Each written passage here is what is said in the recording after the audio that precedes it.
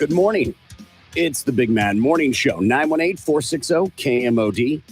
Can also text BMMS and then what you want to say to 82945. Listen online, the website that rocks, KMOD.com. Past shows are available on iTunes. Search under BMMS. Listen with your cell phone. Get the iHeartRadio app. Available from the App Store of your cell phone provider. More on that at iHeartRadio.com. And we are on Facebook. Facebook.com/BMMS69. That's where you can hang out with us each and every day. Good morning, Lindsay. Good morning, Corbin. Good morning, Gimpy. Well, good morning. Tickets to the 50th anniversary concert. We'll do that coming up at 7:30. We've got listener emails. It's your chance to get advice from us. It's very easy to do. Send an email to show@KMOD.com. Show@KMOD.com. And then we'll do To Tell the Truth, your chance to get to know the show better. Woo-hoo! Ask any question you want. And that'll happen at 9. Did you see the news that Amanda Bynes, you might remember her, she was in a couple of movies. What is it? To Get an A, or Where There's an A, or... Wasn't that the school tutorial with John Ritter? Where there's a will, there's an A. I mean, there is that. But she's in a movie with... Easy A. Easy A, that's it. And that's just one of the movies she was in. She was a Disney kid, too. Yeah. They found her walking around downtown Los Angeles naked. Now, she's 36, I think. And she was under a conservatorship that ended a couple of years ago. And she's not in the industry anymore, from what I understand. Mm-hmm. And she is doing fashion, or went to some fashion school, or Yeah. Something like that. Yeah. Didn't her cheese slide off her cracker like a long time ago? Yes. I mean, she was under a conservatorship, so one could get to that place. Yeah. I remember she had posted a video with like her old man at the time or whatever, and I can't remember the context of the video, but it was just something was weird about it, weird about her. I couldn't remember what put her under a conservatorship. Mm. But walking around naked in downtown LA feels like that would be enough Yeah, definitely. to put you on a hold. This is what in 2013, when she was 27, she was placed under conservatorship after a few erratic incidents, including allegedly setting fire to a driveway. How do you set fire to a driveway? That's a good question. Because most of them are concrete. I mean, I guess you could dump gasoline on it, but it still wouldn't burn. It's not gonna do any damage. Yeah. I mean, concrete can break down in a fire. Sure. But it usually would have to be like, and I'm thinking of like when a diesel truck on the highway catches on fire, and that little patch of concrete's jacked up after. That's a high burn rate. Okay, what else? Is that it? That's all that I could find. I was just kind of quick digging to see what else I could come up with. Fire, huh? Mm-hmm. Fire Well, puts... She set fire in her parents' driveway. Whoa, that changes things a little bit. Does it? Why? Well, I mean, because it's her folks. You know, it's. I guess it would be. They could be horrible people. Yeah, true. Right. Well, Not that warrants it. Maybe she was just a little pyro, and they were just, this is like, okay, we better, before it gets way out of control, they thought before she starts letting other things on fire, like going bigger, like the garage. Right. It starts with the driveway and then it goes to an Yes. apartment complex or something. Yes. It says here that she had experienced paranoia over being watched and followed, along with setting her folks' driveway on fire. Had multiple runs with the police in 2012, arrested and charged in LA with driving on a suspended license, driving under the influence, and misdemeanor hit and run. I mean, all these things I'm hearing hardly warrant. Mm-hmm. Right? Paranoia. Get in line. Right. I think it was the setting her parents' driveway on fire. That was the tipping point. I don't understand how that's the thing. Well, it's like, all right, so one, she's crazy, man. She's paranoid. She thinks people are following her. People Blah, were blah, following blah. her. She was a celebrity. Right. She's paparazzi, right? But you got to think of like in the minds of the parents who put her in that position. Anyway, so it's like, all right. So she's paranoid. Amanda, come on, you got popped for a DUI. You're driving under suspension. All right, hit and run. Okay, we can kind of work through this. You set our driveway on fire. That's it. You're under conservatorship. You cannot take care of yourself. Yeah, for someone who hates attention, you sure do bring a lot of it to yourself. Yeah, but that person doesn't think they're doing anything wrong. Well, they don't think they're bringing attention to themselves. They're trying to protect themselves. Remember the hero of your own story? What do you think the percentage break is between men that get put under conservatorships and women that get put under conservatorships? To be honest with you, I haven't heard of any dudes being put under conservatorship. Lindsay? I'm going to say it's probably more of a 60-40. Okay, can be. Really? Like 99-1. I mean, I agree with Gimpy. Like, I can't recall a man that's been put under a conservatorship. Now, if you hear a man doing any of those things, it doesn't feel crazy. Right. DUI, some sort of arson. Okay. Yeah, I've got the stats. Oh, okay. I've got the stats because I looked it up before I asked you. I was just looking to see, like, if there's any dudes. Casey Kasem apparently was under one. That's different. He was in his final stage of life. Yeah. So the split in 2019, 64% female, 35% male. Wow. 2016, 71% female, 28% male. 7 out of 10 of the people put under conservatorship are female. And I know guys that are way more crazy. Brian Wilson of the Beach Boys. Again, I think that was more of like, he's always been crazy, by the way. Yeah, right. Yeah, right. But the idea of it being more female thing is very it's crazy. Why? Why are females be tripping, yo? Men be tripping, yo? Yeah. It's just a different crazy. Mickey Rooney was under conservatorship. I believe it. Again, I think it was at like the end. Towards the end of his life, or like somebody's got to take care of this cat. I think being under conservatorship when you can't, make decisions for yourself at the end of your life because of you have Alzheimer's or dementia or something, way different than being 26, 36. Charlie Sheen's another one. Now, that guy, not exactly towards the end of his life, but cuckoo for Cocoa Puffs. Is he still under one? Because I think that happened when he was under, like, there was a medical thing happening to him. Right. It doesn't say whether he's still under it, but it's just his name popped up on the list of people who have been on conservatorship. I think that was when he was blowing all his money on blow. And Tiger Blood. Aaron Carter is another one. He was, yes, for a little while, yeah. And so far, they're all ladies. The ones that I mentioned are just the dudes that are on this particular list. How many people in the U.S. do you think are under an active conservatorship or guardianship at any given time? How many people? Oh. In the United States, right? And we got a population of like 3 billion? Yeah. Something like that. So I would say a third of them. So maybe 1 million of them. A million people. 1.3 million people are under a guardianship, which is how they handle it in the state, or conservatorships. Yeah. I got to be honest, I didn't know it was that high. Yeah, neither did I. I thought it'd be like a couple 100,000 maybe.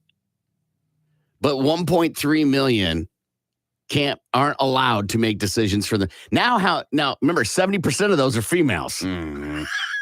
So like over 700,000, probably 850,000 are, or maybe even 900,000 are females under a conservative. Yeah. It sounds crazy to me. Tex says all those Nickelodeon kids are screwed up because of that gross Dan Schneider. Who Dan Schneider is, but I mean, any kid that was a celebrity has problems. Oh, yeah, because they can't handle the pressure. No. They're treated like royalty. And then when they have to be responsible adults and they're not famous anymore, they can't put it together. Or they were robbed of their childhood. Jeffrey Epstein of Nickelodeon is what this Dan Schneider's described as. Yeah, pretty much. And he looks like it, too. Of course. Of course he does. What's the discerning feature? He's extremely overweight and got this creepy look amongst him. Hey, careful. Hey, whatever. I don't look like this guy. You might. But Some not might me. argue that you're overweight and creepy, and some might argue I'm overweight and creepy. I'll give you creepy 100%. I'm owning that one. Yeah, I did not realize how many people were under conservatorship or guardianships. Yeah. And I wonder how many of those are taken advantage of, like that. Remember that Netflix movie where she comes in and just takes guardianships over people? Yes. Controls their lives? Yeah. And there's nothing the families can do? It's a great movie. With the character from Gone Girl. Gone Girl that plays the crazy girl in Gone Girl. Which should have been under conservatorship. Yeah. That makes complete sense. I would think that at that young age, the behavior that would put you under a conservatorship, not DUI, not driving without a license, not arson. It would have to be like self-harm would be the big one. Right. Like shaving your head. No, that's not self-harm. Exactly. That's where I'm at. I'm like, how does that warrant, being under conservatorship? Because you're like, I go, Pedro and Napoleon Dynamite shaved his head. He was hot. He was hot. He couldn't cool off. So hot. Does Pedro deserve to be under conservatorship now? Come on. I mean, there's some argument, I think, to be had that because of being under a conservatorship, it does not help. It makes it worse. Mm-hmm. Right. Because you're doing everything you can to prove that you're not crazy and you don't deserve to be there. Right. I'm not crazy. You're drunk, sir. I'm not drunk. Right. He's been drinking for 5 days. You're right. Right. So I would think self-harm would be the thing that would put you under conservatorship. All right. Now, what is self-harm? You could argue drunk driving is self-harm. Yes, absolutely. That is self-harm. Popping a bunch of pills and, that sounds like a Friday night. Or is it partying? Right. Self-harm. Cut yourself. Being a cutter. Yes. Well, hold on. No, I don't disagree with what you're saying, right? Because you're exactly right, Gimpy. But some people would argue putting yourself in danger by drinking and driving is self-harm. But isn't that all arbitrary? Like what you think is one thing, but what I think is a different one. So who's to say what's what? That's my point. Whose place is it to say what's what? That's my point. I think if these people that are under conservatorship, they're not literally cutting themselves or hurting others physically, then they should be fine. And let them live their life. If you want to go walk around LA naked, go for it. Who's it harming? Exactly. Right. Nobody. Now, nobody. In Brittany's case, she had 2 babies to take care of, and she was fighting for custody at that time. Now, that doesn't warrant being put under a conservatorship, though. No. And I didn't believe at the time she should have been under conservatorship because she wasn't harming herself. When she went nuts with the umbrella, she attacked a paparazzi. It wasn't like she was stabbing herself. She hit a car with an umbrella. Right. She the didn't paparazzi car. Because she was being followed. Yeah, but you're using a pretty aggressive term for attacking the paparazzi when she hit a Land Rover with an umbrella. Those people were hardly in danger. Right. But the term attacking bad makes it sound pretty bad. Sure. Okay. So, but what my point was, it wasn't like she was hurting herself with the umbrella. She was just fed up and she's like, leave me alone. Get off my case.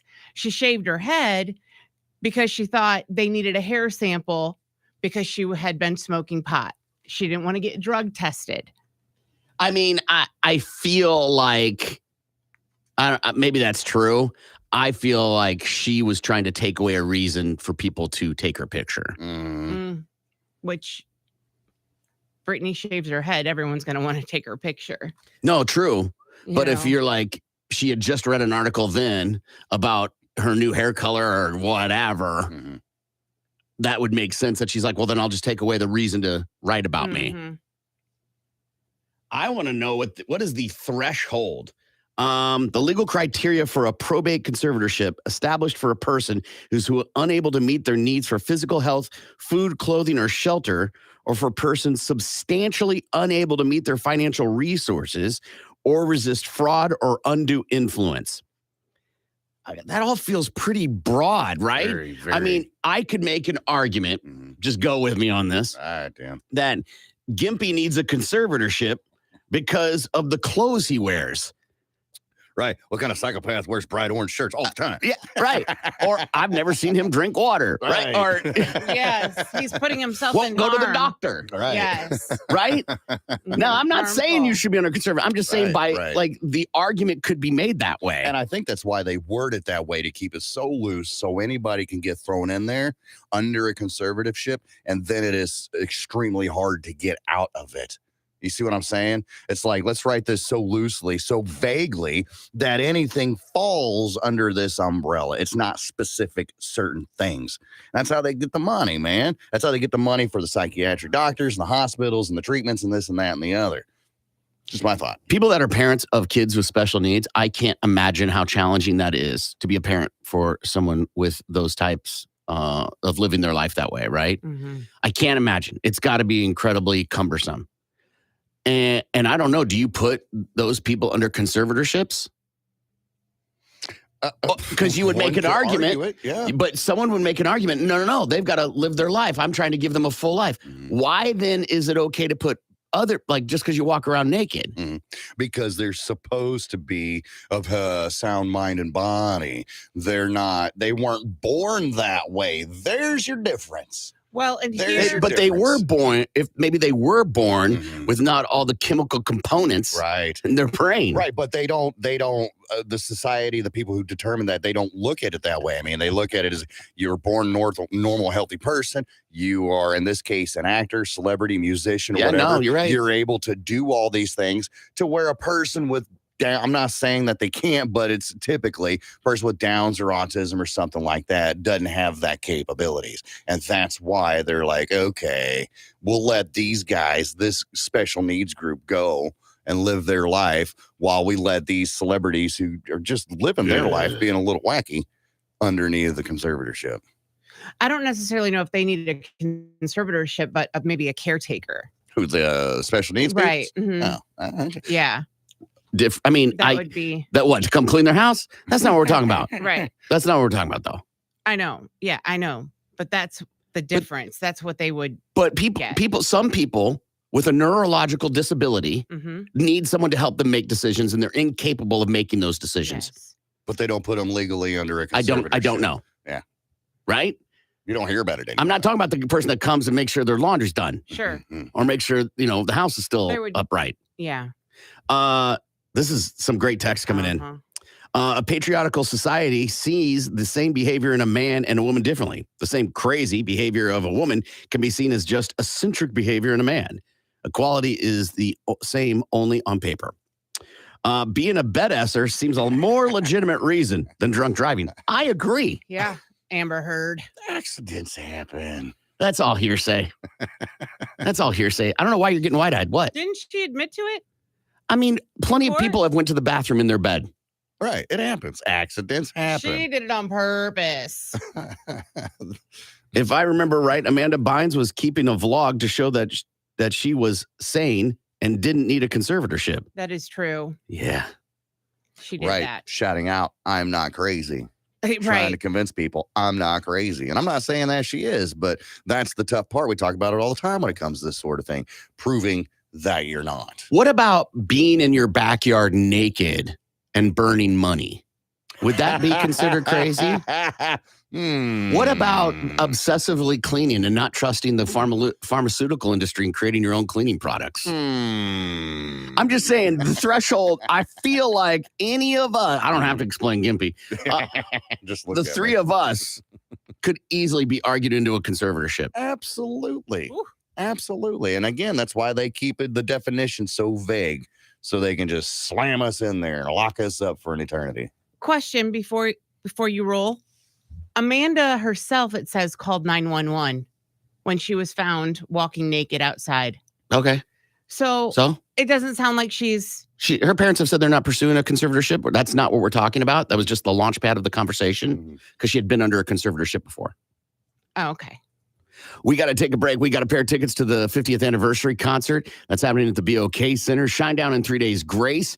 Tickets available at BOKcenter.com. We got listener emails. We got to tell the truth. Take a break and we'll be back. Tulsa's morning. Entertain the idea. goes No on bad ideas. Hands and knees and Begs? What? Yeah. What do you want me to? I will do anything you want me to do. Yeah. Horrible way to get into a conversation with somebody, right? And this is why. Because you want to fix it, you have to come up with ideas. Not me. Mm-hmm. You want to fix it. Mhm. Why do I have to tell you how to fix your problem? Mm-hmm. Not just this, any scenario, if you have to go to the person and be like, tell me what I have to do to fix this, then you shouldn't be in it. It's a horrible way to get into a conversation with somebody to try and rectify a problem. Because it means you don't know. You haven't even entertained ideas. Right. How about a candlelight dinner? That's not good enough. and gravy and all, but the distractions there, man, you're not going to be able to enjoy your candlelight dinner. You're not going to be able to do much of anything fun, a vacation or anything like that, because there's a giant elephant in the room. Again, we're just trying to convince Mm-hmm. for a second chance. Mm-hmm. What about a spa day? Sure, I'll go ahead and let you spend your money on me so I can go and feel better. Yeah, is he about going to send myself. her on a spa day? I know. I think he needs to go to her and definitely he needs to know from her what she expects from him, I don't think. what he wants her to Come do. on, What- Lindsay. yeah, Come no. on. Come on, Lindsay. Taking Come on, her- Lindsay. What? What he expects of her. What Don't have she sex with wants him other to do. people. Yeah, absolutely. That's what the expectation is. Absolutely. But he's done it. He's done the damage. Yeah, so we're Right. talking about a He's done the second damage. chance. Exactly. So what do we're just talking about crazy ideas. Yep. Commit to Yeah. an idea, Lindsay. Yeah. So going on vacation, sure, it's nice, but now he gets to go on a vacation too. It's almost like, I don't know if I want to go on a vacation with you right now. Hall pass. You want a crazy idea? Give her a hall pass. There, Give yeah. her an opportunity to even Stevens this thing. Okay. Mhm. And she doesn't have to tell him about it. Ever. Well, no, she knows about his, so I feel like it has It's to be only even. fair. Yeah. If it's even, it's even. No. Why do you not get to tell anybody? Maybe she doesn't even take him up on it. He'll never know. Mm, You know what I mean? Let him wonder. Did she or didn't she? yeah. Usually works. Hey, usually does. Yeah. Withholding information. Yeah. People have already texted in what my feelings are on this. To me, it's quite clear, but they are asking. Yeah. Right. They are going, what's some scenario? What's a scenario? What is a possibility? Brandon is on. Hey, Brandon, how are you? Good. How are y'all? Good. What do you think? From a person who's been cheated on multiple times, I say the damage has already been done. But if he wants to win her over, they've been married 10 years. Renew your vows. Make new vows. Tell her you're committed to her and only her. Just go and renew your vows. That might win her over. You never know. Right. A mulligan. Right. Yeah, pull a mulligan. Yeah. Pull that mulligan card. Pull it all day long. You said that you've been cheated on multiple times, Brandon. Would that have worked with you? No, because I stayed with someone who cheated on me 9 times. Whoa. Are you But blind? Are you blind? Well, I lived 7.5 hours away from my family at the time, so I was kind of forced just to stick around because I was in a state I didn't know. I wasn't from that state, so I stuck around and rode out the roller coaster. What was her excuse on the 7th time? His excuse was I was away from the house for 2 weeks on walk, and he got lonely. So this is your boyfriend. Yeah, it was my ex. Yeah. But when he said that, I was like, yeah, I'm done. I took the call around midnight when he was drunk, took the call, and I left and never looked back. Had to rip that Band-Aid, huh? I just left. I was done. Wait, that was the 7th time. Yeah. And then And then you took the came call back. Took the call back because I was like, oh, maybe you changed. And The ninth time was finally the draw. For him I'm just being really honest. Him cheating 9 times, do you blame him or yourself? I blame myself for being blinded by love. But it stupidity. wasn't. No, it wasn't, though. No, it was not my fault. But I mean, I kept going. No, it's your fault. It wasn't love. It was my own stupidity, trying to think I can change someone. Right. Hope. Well, it was hope. You were hoping. You were hoping he'd love you. Yeah. Right on, man. Brandon, have a great day, man. You too. All right, see you later. These texts are Scott is on. Hey, Scott, how are you? Good. How are you? Good, buddy. What do you think? You know, let's be real. I love some of the comments, and you guys especially, but let's be real. You're not going to be able to give her a hall pass because we as men are never going to forget that. We're never going to stop dwelling on it. And, you know, we're going to be the demise of that at that point. I think there's only one way to really do it. Either walk away because you can't tell me guilt took over after. You were enjoying it then. You went out for that purpose to go meet somebody. So either open this up to an open relationship, ask her, hey, do you want an open relationship, or walk away now, brother, because you lost it. Let me ask you, Scott, what would be an argument they would have had that would have not justified him cheating, but going out and being completely reckless? Like what's something? Well, she would have had to cheat. I mean, the only way I'm ever going to cheat is she walks to me and says she just cheated. I'm walking out. I'm going to get me some, and I'm done with this relationship.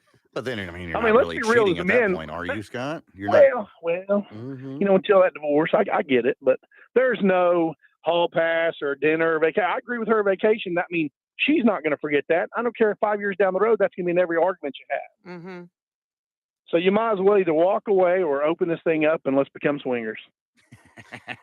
Just walk up to her with a pineapple in hand. Right on, man. Upside down it, baby. All right, Scott, have a great day, friend.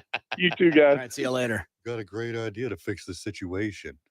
I hear that, like, if she cheats, I'm going out right and cheating, and cheating right away. It's going to be like the movie Hall Pass. I'm going to Applebee's and having wings and going to bed at 9. Like, yeah, right, because that's our routine now. No, that's where we're at. No, I don't have the game. Like, what are you talking about?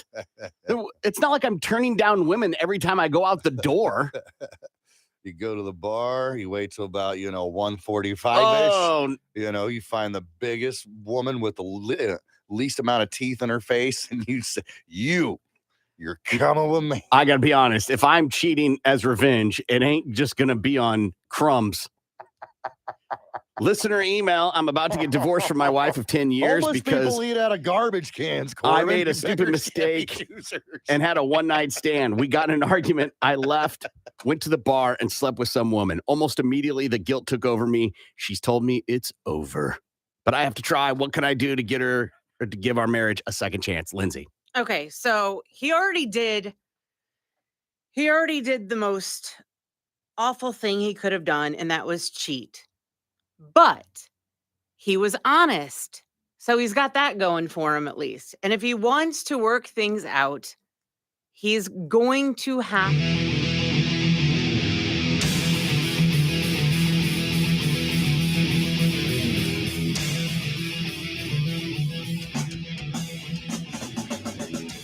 Good morning. It's the Big Mad Morning Show, 918-460-KMOD. You can also text BMMS and then what you want to say to the phone number 82945.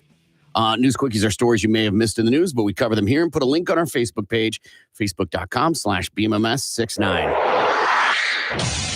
It's time for News Quickies, world news, local news, and news that just makes you say, what the Now here's Corbin, Gimpy, and Lindsay with what's going on. News Quickies from the Big Mad Morning Show at 97.5 KMOD. Man unknowingly hires undercover federal agent to kill his wife. This happened in Massachusetts. Massimo Meringue, 56 years old. He's facing up to a decade behind bars after pleading guilty on Thursday to the murder for hire. He met an undercover federal agent to carry out the hit. Back in January of 2021, he was complaining about his wife seeking a restraining order against him. And so he met with this agent posing as a contract killer. He offered the guy 10 grand to eliminate his problem. The hubby provided the agent with a photograph of his wife's home, detailed how to evade surveillance cameras while carrying out the crime. During a second meeting, he gave the federal agent a $1,500 cash deposit for the murder, urged him to carry out the killing soon. He told the agent that the sooner the demolition job occurs, the quicker the hired gun would be able to pay the rest of what he owed. He said while attempting to set up the murder, he gave the undercover agent various details about his soon-to-be ex-wife.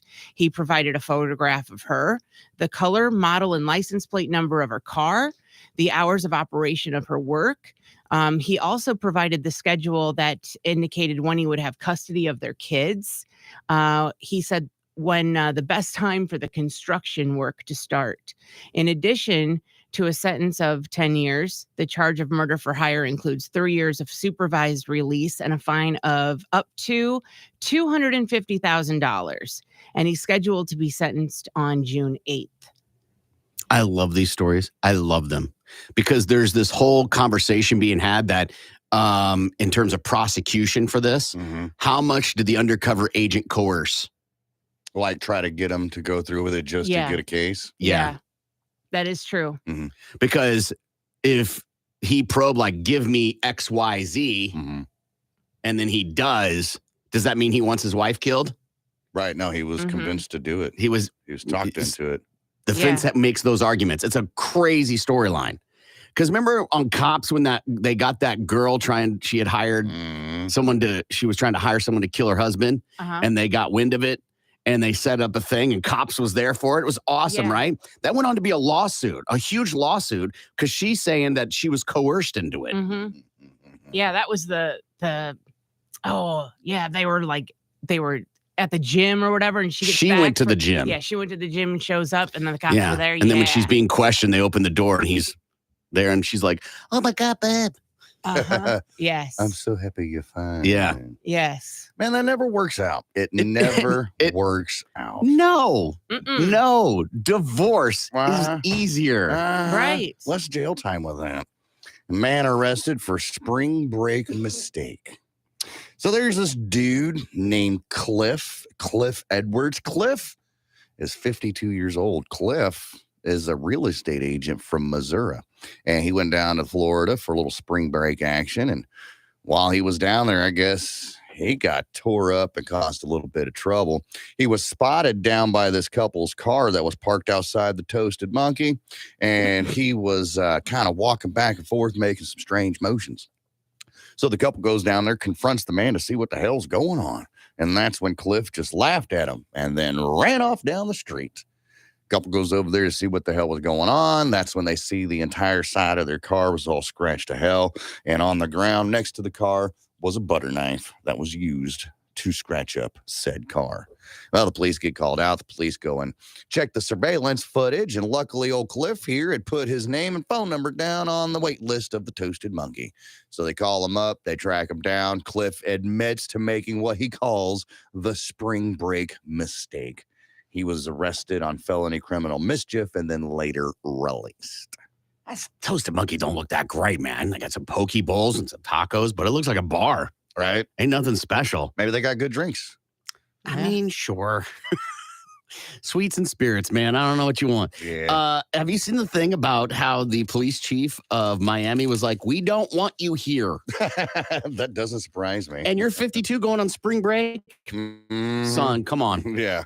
Well, maybe he's just recently divorced, and he's got that vibe, right? He's trying to live his new life now. Yeah, looking for some retirement property down in Florida. He's got that vibe.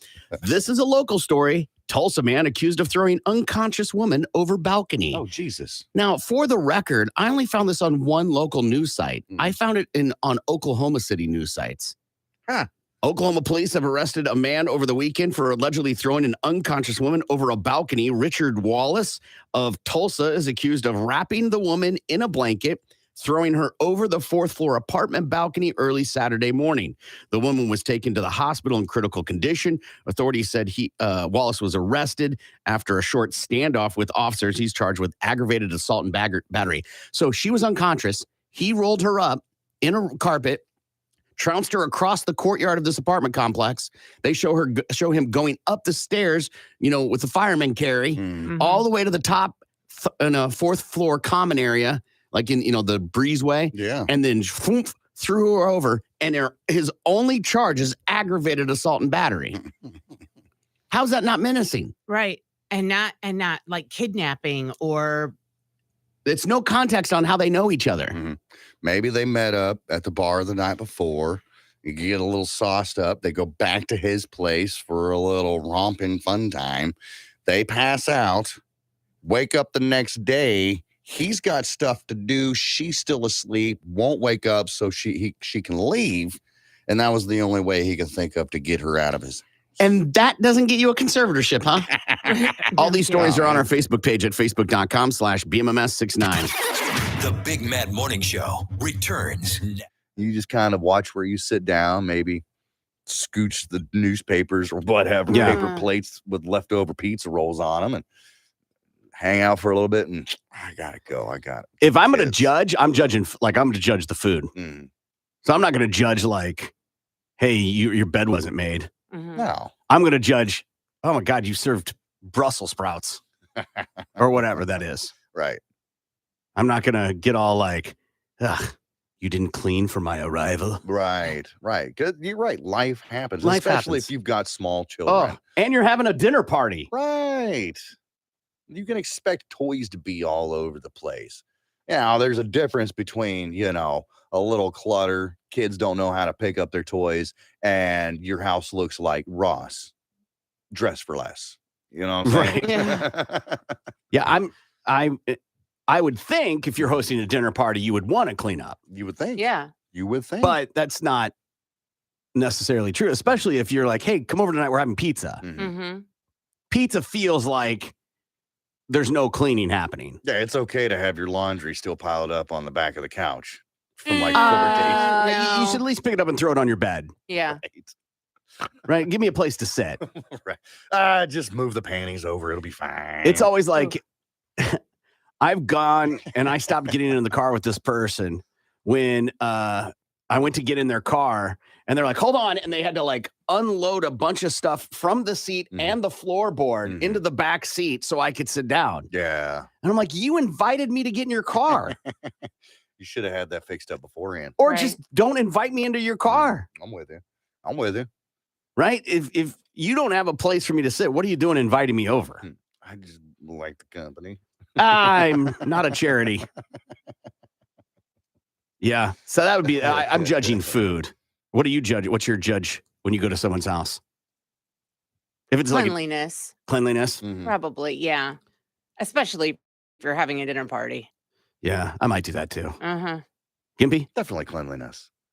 And it doesn't have to be sparkling like you walk in and everything's ting, ting, ting, ting, ting, No. But if you're inviting people over, dinner party, or just to hang out and have a smoke sesh, you might want to just kind of pick up the bulk of smoke things sesh. first. You're so bougie. Yeah. You're going over get high and you're like, man, the house was so dirty. Yeah. So dirty.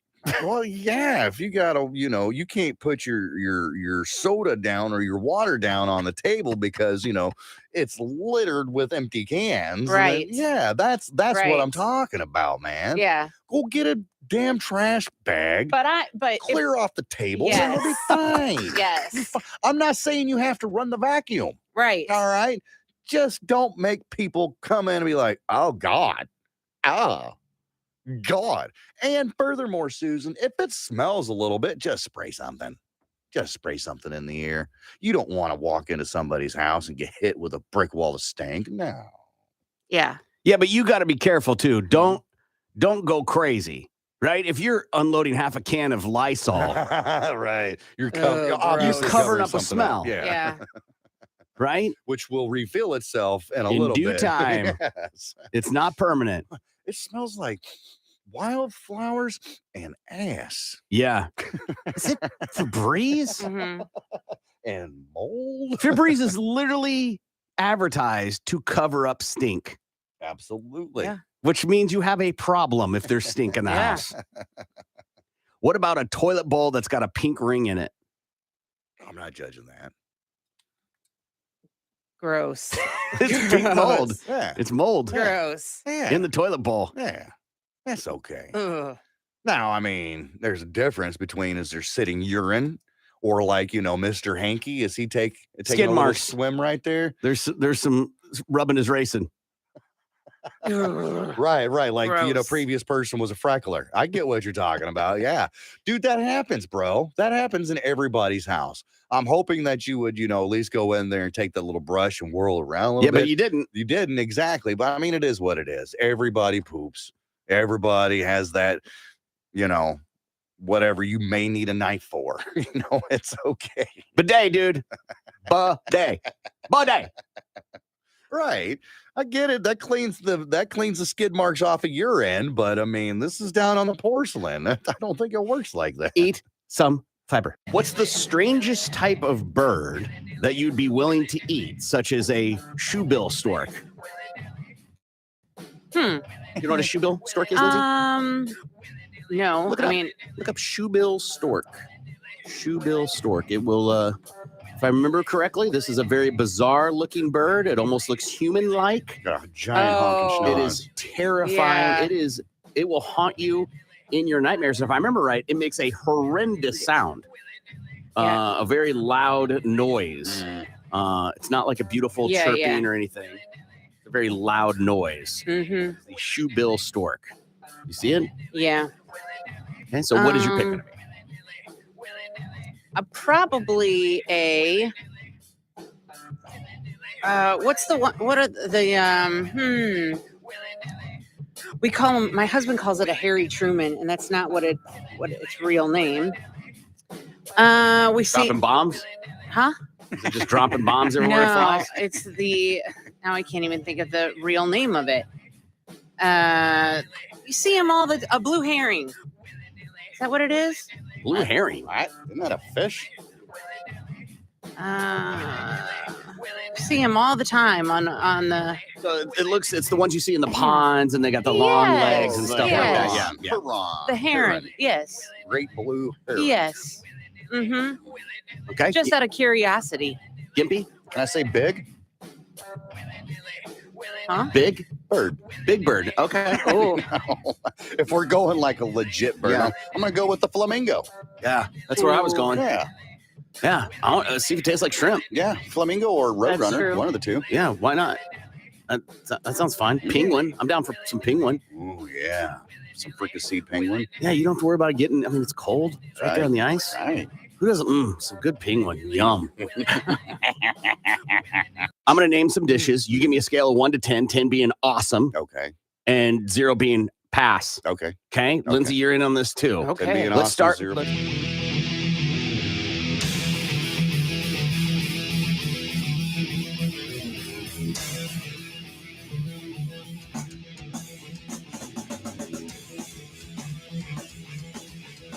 Good morning. It's the Big Mad Morning Show. 918-460-KMOD. You can also text BMMS and then what you want to say to 82945. Coming up, we've got listener emails plus tickets to our 50th anniversary concert. But let's see what Lindsay has for Balls to the Wall Sports.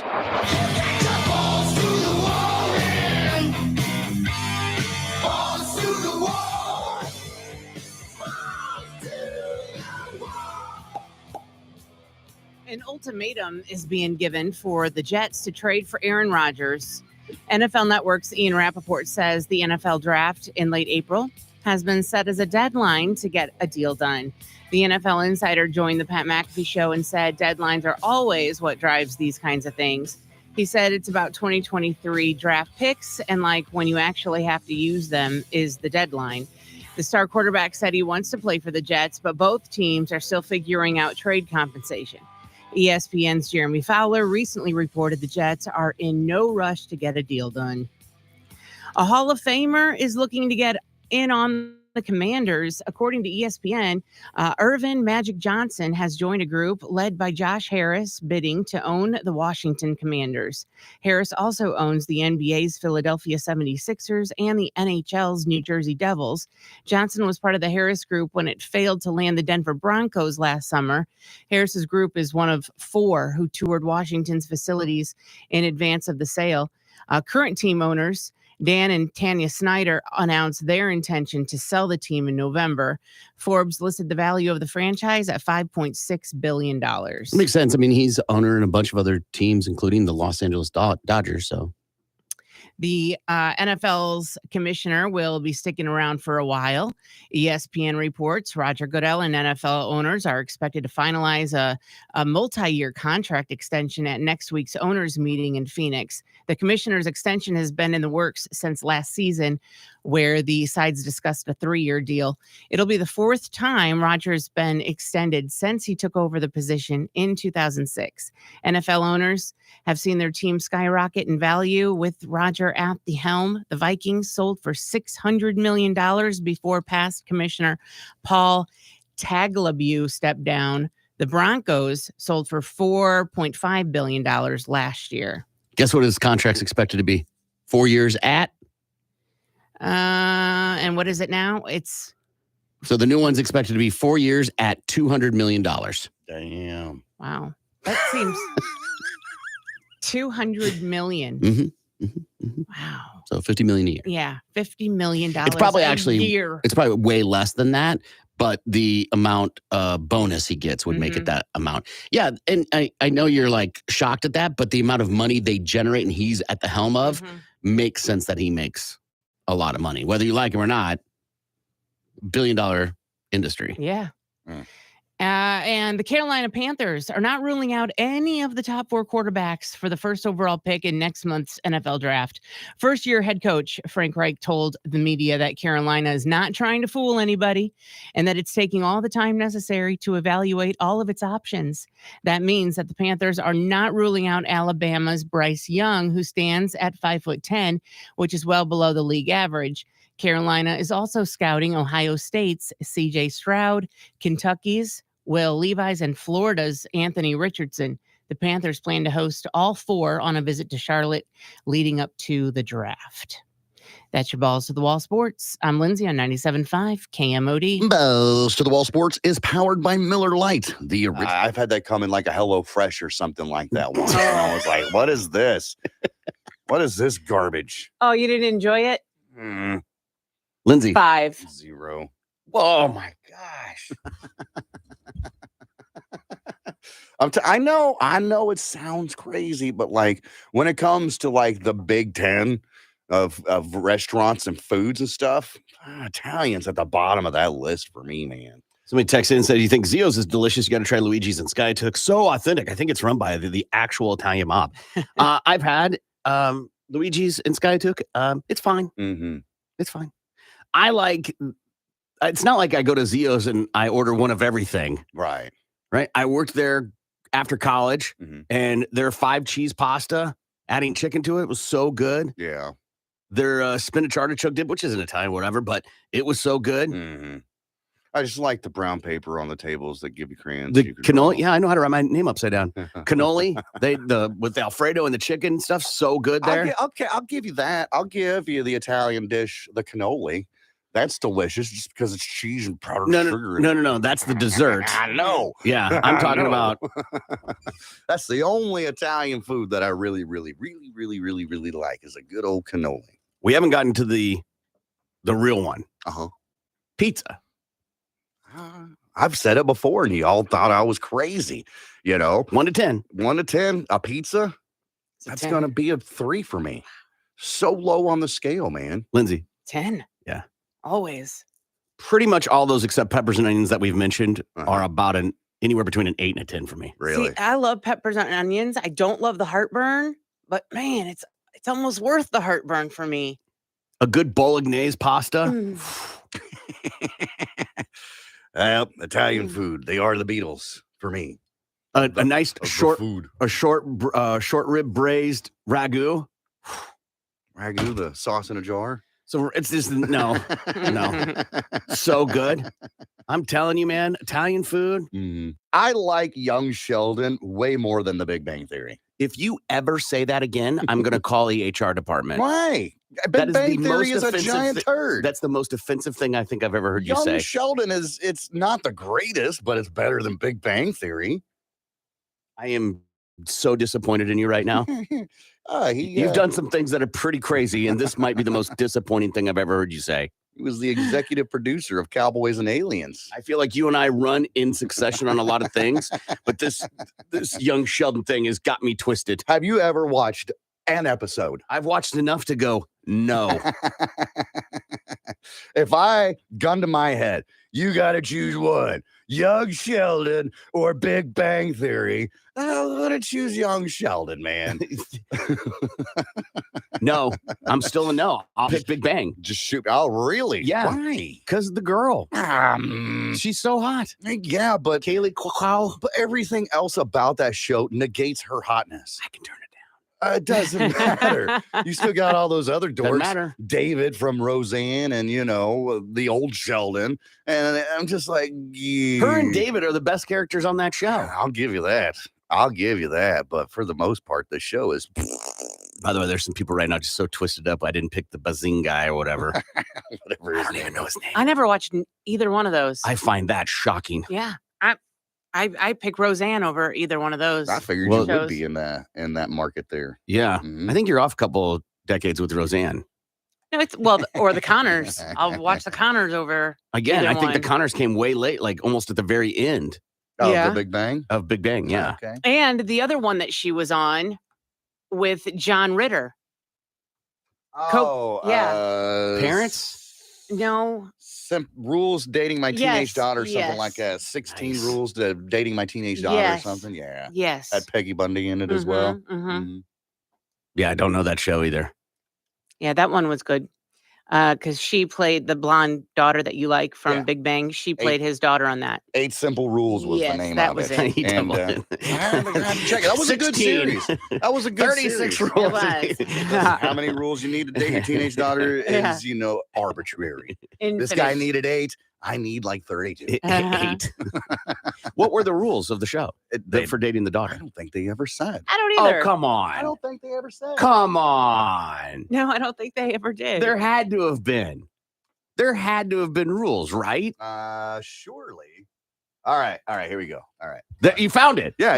Okay, so then it had to have been There widely actually known. were. There's a wiki here, so give me just a minute Okay. because it says something like bring her home before midnight or something like that. To me, if you name a show that, it's gotta. There better be at some point you play that out, Mm. right? Right. Smallville, the TV show Smallville took place All right. in Smallville, right? Sure. Roseanne, it was about Roseanne, Mm. right? They had to rename it the Connors because Roseanne wasn't on it anymore. right. Like, you can get in here, you racist bitch. All right, so here's the rules. 8 simple rules for dating my teenage daughter. From the show. From the show. Okay. Use your hands on my daughter and you'll lose them after. That's rule number 1. John Ritter is hardly that guy. Right? Really? He might be the nicest character ever on any show, ever. But that's what they want us to believe. I think only What? one time he played a character that was really bad, evil. Okay. He mostly was the good golly G guy. Even on Problem Child, he was Yeah. a good. Yeah. Was. He was like, he could have been on SNL. Like he was what do they call it when a comedian, they like hurt themselves and stuff like that? He's that type of comedian. Okay. Like Chris Farley was, Chris where Farley, he'd fall over on tables and it wouldn't bother him any at all. Yeah. But that's what they want you to believe. Maybe deep down inside, he's really just a mean Sure. asshole. Who he is off screen is, yeah, but we're talking about the character. Well, that's what I'm talking about. The character is like, oh, we're such a nice guy or whatever, 99% of the time, but you get that 1% that's never shown. But it's kind of like when Kevin Hart threatens you, you go, come on, man. Yeah. You don't know he's this badass muscle guy. Right. Right? All right. So number 2, you make her cry, I make you cry. Again, not on brand with John Ritter. Number 3, safe sex is a myth. Anything you try will be hazardous to your health. That's just bad parenting.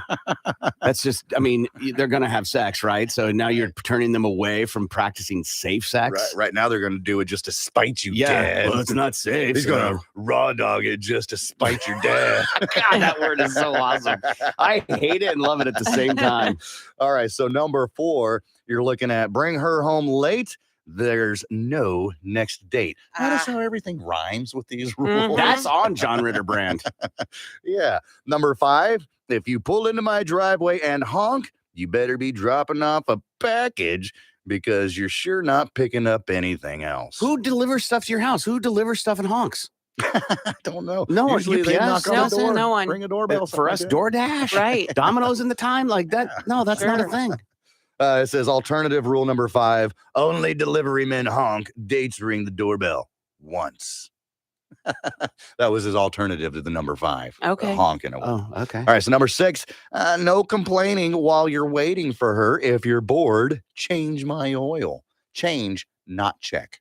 I don't know. If you know who John Ritter was, he might mean. He Something did play a completely little different. Fruity Fruit on Three's Company. Worried? At least to Mr. Furley, Mr. Roper, he was. Babe Right, Yeah, exactly. Yeah. Number 7, if your pants hang off your hips, I'll gladly secure them with my staple gun. Yes. Dick. Assault. Right. Yeah. Again, not on brand for Nope, John Ritter. not at all. And lastly here, number 8 for 8 simple rules of dating my teenage daughter.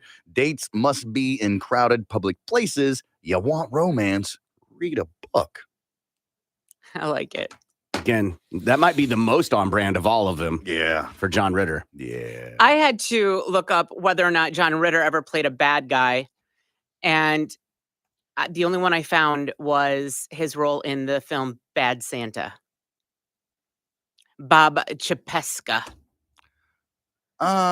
With Billy Bob Thornton? Yes. Was he still alive at that time? I mean, In apparently the internet says so, but 2003. okay. He was out to expose him for the hard drinking, offensive brute that Billy Bob Thornton's role was. Sure enough. Yeah. Sure enough. And John Ritter died in 2003.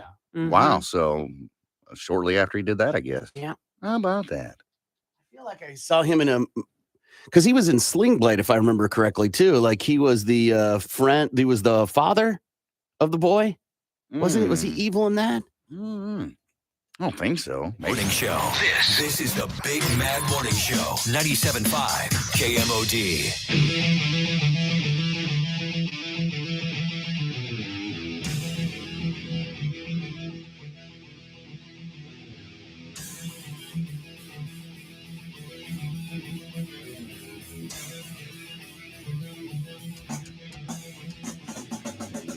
Good morning. It's the Big Man Morning Show, 918-460-KMOD.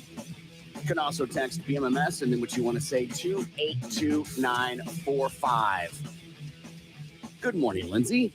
Good morning, Corbin. Earlier, we mentioned Britney Spears and her conservatorship, and her baby daddy, Kevin Federline, is 45 today. Fun fact, he actually has 6 kids with 3 different women and is currently holding Nick Cannon's beer. Good morning, Gimpy. Top of the morning to you, sir. So voiceover guy sent us a little something on the talkback. The talkback feature on the iHeartRadio app, a little microphone in the corner. You can use it to talk back with us. You want to hear it? Absolutely, I want to hear voiceover guy. Here it goes. All right, got everything set? It's time for today's forecast. Grab an umbrella, maybe a raincoat, you sinners, because the angels are taking a piss on us today. Rain. Rain. We're gonna have to work with him on that, but well done. I have something. This is for Lindsay and I love these. I think Gimpy likes it a little bit. It's a little bit off the guy that Just a little bit. just a tiny bit. Just to see how it feels. And there's this guy in Colorado. He's a dentist. He has been arrested for murdering his wife. Ooh. James Tolliver Craig is his name. He poisoned his wife with cyanide. Wow. So he bought it. This is amazing. This isn't amazing. So he was having an affair, and he wanted to get rid of his wife. So I'm not joking. He goes on Amazon, orders the necessary things. I was just about to ask. They have the order number from Amazon. Holy crap. He told someone when he made the order, he did it on a computer, not his office computer or his laptop. An employee had happened to go back up to work and saw him at a lab computer and thought it was weird because he had a computer in his office and a laptop he took home. And then said the next day, hey, I ordered a private package. When it arrives, don't open it. So the package arrived. This person did not get it. Another person opened it because that's what happens in those offices. And stopped, but opened the package and saw that it was cyanide. Yeah. And he put a dose of it in his wife's pre-workout. Okay. She became sick. And when the employee, he obviously was like, oh, she's sick, and went to be by her side in the hospital, which I'm not, I thought cyanide was very fast. I didn't know it was a slow process. And so maybe the Amazon maybe got duped. I don't know. And so the employee Googled the effects of cyanide because they have no need for it there. Right.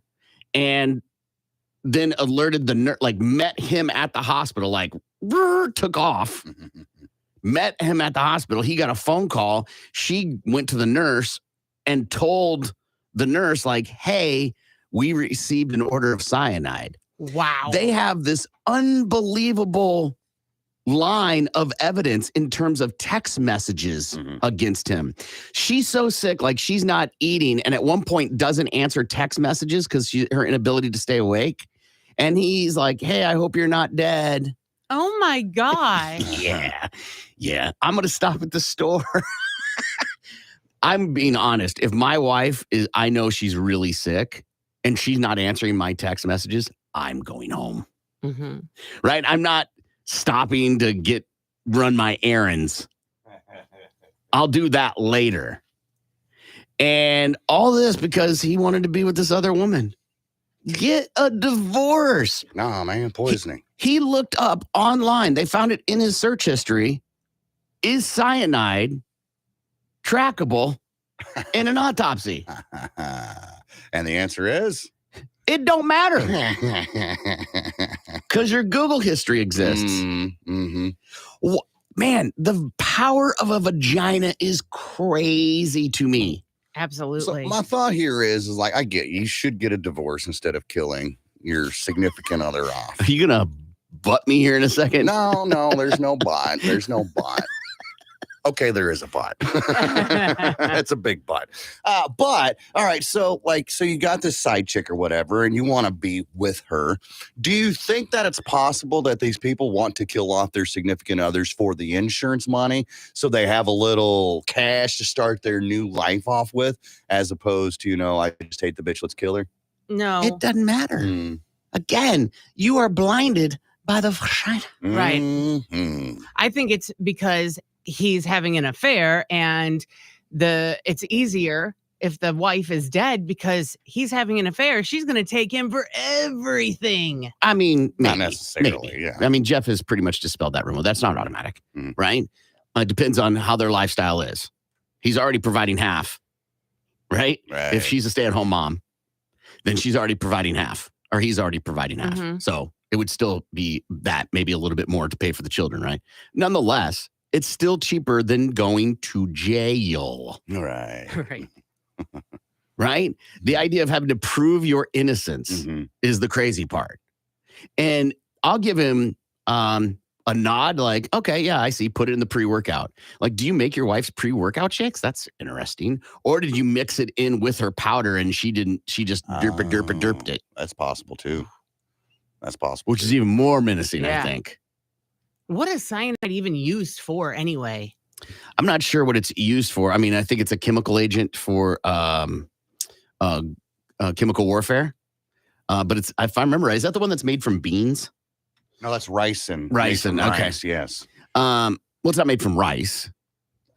Hence ricin. Listen, I watched Breaking Bad. I know how it's made. Okay.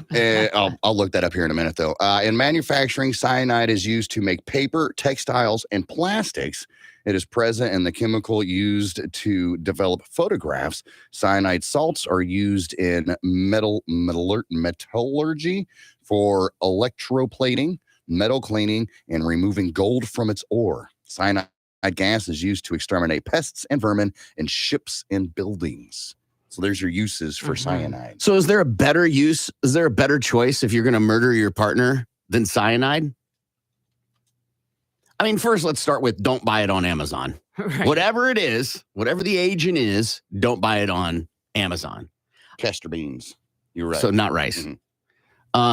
So I think you'd be better served by like puncturing a hose in your natural gas line. Or cutting the brake lines. Or putting that could be, you could maybe deduce like, oh, this cut was with scissors. All right. Well, kind of, you know what I mean? Like the police works there. An explosion of a fire might be a little harder to find the evidence. Maybe just draining the brake lines. Let's not so much cut the brake lines. Let's just drain it of all the fluid. But even then, I mean, you'd think it'd still have some kind of stopping power. But, I mean, explosions. And then you got to get explosives. No, natural gas. I guess. Right? Yeah. And I just feel like that's a better choice. And don't do any searches on computers. Not a one. Never. Not a one. If anything, get a throwaway phone that has data and look it up and then ditch the phone. I mean, he's technically, a dentist, he can prescribe certain drugs. Yep. He could have staged a drug overdose. Except the prescription would be tracked to him. Yep. That is true. Why are you prescribing so many oxys to your wife that you were not treating? Right? That's a good point. Well, she stole my prescription form. I didn't know. It'd be hard to prove. How about you get her pissed drunk? Okay. She passes out. You put her in the car. And then you run a hose from the exhaust into the car, make it look like a suicide via, carbon monoxide. Yeah. Why are there weird handprints on her thighs and on her shoulder where you were gripping her to carry and put her in the car? I mean, you use a wheelbarrow or something. I don't know. I'm sure there's ways around it. We'll iron out those fine details later. Yeah, you can't iron out the details, man. You got to get down to J. But that's a much better way. It looks like suicide as opposed to murder via poisoning. Or an explosion or something. In the comments I was reading, it said that he doesn't look like someone who's capable of murder because he's a clean-cut guy, ran this well-established business. I mean, many people said, I went to him for years. He was so nice, all the blah, blah, blah. As Lindsay likes to say, they're good-looking. I can't believe this is happening. Right. So what are the things to decide if someone is capable of murder? I don't think there is anything what was the guy, Chris, whatever, who put his wife and daughters in the water tank or whatever. Barrels. The oil, yes. That one was shocking. Right. But they're all shocking. So what would be factors to decide who would is capable Aside from internet search history? Yeah. Yeah. We're talking about personal characteristics. Yeah, there aren't any. There aren't any. Being a narcissist? No. We're all narcissistic to a degree. Okay, severe narcissism, I think, is what she means. But the idea of that, like, I think even a narcissist wouldn't do that. Because a narcissist wants it about them. Right. They're too selfish to go to prison. A narcissist would just cheat and not care of the outcome. Right. Or they think they're going to get away with it. I don't think a narcissist thinks that way. They're that clever. Just like the Murdaugh guy. Yeah, he was just, I think that's a separate thing. I think he was just somebody who constantly got away with covering things up. Because they had so much money. Yeah, he was believing his own story. But the character, because we always look at these pictures like, even Gibby said it this morning. Like he has the look of someone who committed that crime. You don't know. We talk about it when we see news stories. There was such a nice person. They were nice. They waved at me every day. Think of what his patients are thinking. Like, he was my dentist. Oh, sure. So these are 12 key traits common in serial killers. Oh, love it. Okay. I can't wait. We're keeping tallies. Who's got what? Go ahead. Smooth talking, but insincere. A Smooth BSer. talking. Ted Bundy was a charmer, the kind of guy that made it easy for people to be swept into his web. All right. Okay, well, hold on. Mhm. So then Tom Hanks. Right. Could be. I'm just saying, like, it's easy to use Ted Bundy because he did bad things. Right. I know plenty of smooth talking, nice people. But are they sincere? That's the difference. You don't know they're sincere when someone's talking. All right. This says egocentric and grandiose.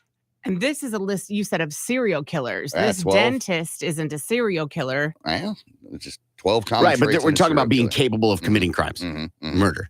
So egocentric and grandiose. Okay. Sure. It says here, lack of remorse or guilt. Okay. See, I don't know if I agree with that because if you're someone who does those things, like, for example, you think you're doing God's work by getting rid of all the prostitutes. Right. There's no ego there.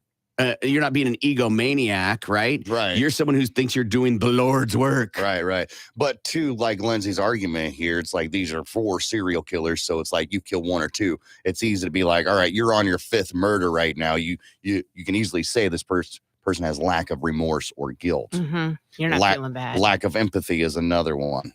Deceitful and manipulative. Shallow emotions. Impulsive. Poor behavior controls. We're all impulsive. We all have poor, behavior controls to a degree. Need for excitement. Lack of responsibility. Oh, geez. You put one of those nothing bunk cakes in front of me, I'm eating it. The Oreo one's stupid good. Early behavior problems. Well, we always talk about, man, that kid's killing cats. He's going to grow up to be a serial killer. I don't buy into that at all. Adult antisocial behavior. Huh. Yeah, like what does that quantify as? Right. Just because you don't want to talk to anybody, because you're either socially awkward or just a dick, does that make you a serial killer? Or you just don't like people. People can be pretty rude, right? Yeah. So if you're like, how do I stop people from being rude to me? I just don't go around people. Trying to find anything with physical traits. I'm not really finding much of anything. It's all a bunch of mental stuff. And it's all serial killers as well. I think that's a huge difference. A serial killer as opposed to just somebody who's going to commit a one-off. Yeah, like I don't think this would be a crime of passion, but in passion in terms of he wanted to be with this other person. Right? And he was passionately thinking about the other person, which caused him to want to murder his wife. And he had 6 kids, by the way. 6. Wow. 6 kids that now don't have a parent. Yeah. That did nothing wrong. And the other parent's going to be locked up. So yeah, they have no parents. Yeah. Right. Into the foster system. And maybe he did feel bad. Maybe he didn't want to do it. Maybe it was the girlfriend saying, if you want to be with me, she's got to be dead. No, I am buying it. You're a human being. You can make your own decisions. Absolutely. Yeah. So there's no Jada Pinkett Smith made him do it. There's no Jada Pinkett Smith made him do it. There's no mistress made him do it. You're a person that goes, yeah, I do want to order the chicken Kiev. Right. I'm going to have to agree with Lindsay on this one that, like, if it's that good and she's that much of a smoke show and he's with some kind of like homely gal, oh, totally. Especially if she's stringing him along, not putting him out, right? Just stringing him along. Yeah, I'll give it to you, baby. Oh, tonight's going to be the night something happens, da-da-da-da. And she's like, listen, if you want up in this, you're going to have to off that. He's like, well, I've been chasing this vagina for 6 months now. All right. I guess that's what I got to do. Ain't nobody banging the same they were in the first 6 months of their relationship. That's what I'm saying. You are fooling yourself. Yeah. People are dumb. Men are dumb, especially when it comes to vagina. If you think you have a chance, you chase that vagina for 6 months straight without getting any at all whatsoever. And the moment she says, hey, this is the day. Hey, if you go out in that yard and pick up that dog turd and eat it, I'll give it to you. Guys will go out there and do it. Somebody texted in, y'all just overthinking this. Just drop them down one of those abandoned mine shafts out in Pitcher and report them missing. It's a lot harder to prove a murder with no body. For sure, except I've got to drive to Pitcher with a body. That's scary, friend. That drive alone. That's for me is always like, oh, just drop them off on the roadside. You still got to transport a body. Yeah, yeah. And that would be the time I change a lane without a blinker or Right, your tag light goes out all of a sudden. I run out of gas and then I got to stop and get gas. And do I get a big Coke? I don't know. It's a long drive. I'm going to be thirsty. And then what if you have to stop to pee? Yes. Yes. Mm-hmm. And then someone shines a light in your car. What's in there? Yeah, but if the body's in the trunk, then it's okay. True. Everyone has the capabilities to murder under the right circumstance. I agree 100%. Yeah. This is Lindsay and I have talked about this on and off air, like a mother's instincts. Everybody's got the capabilities to do something really heinous. Yep. It's just whether you choose to do it or not. I would disagree with that and say opportunity. Okay, I guess. You think you have the opportunity to do that. Mm-hmm. Gives you the choice. Anyway, so this guy, dumb.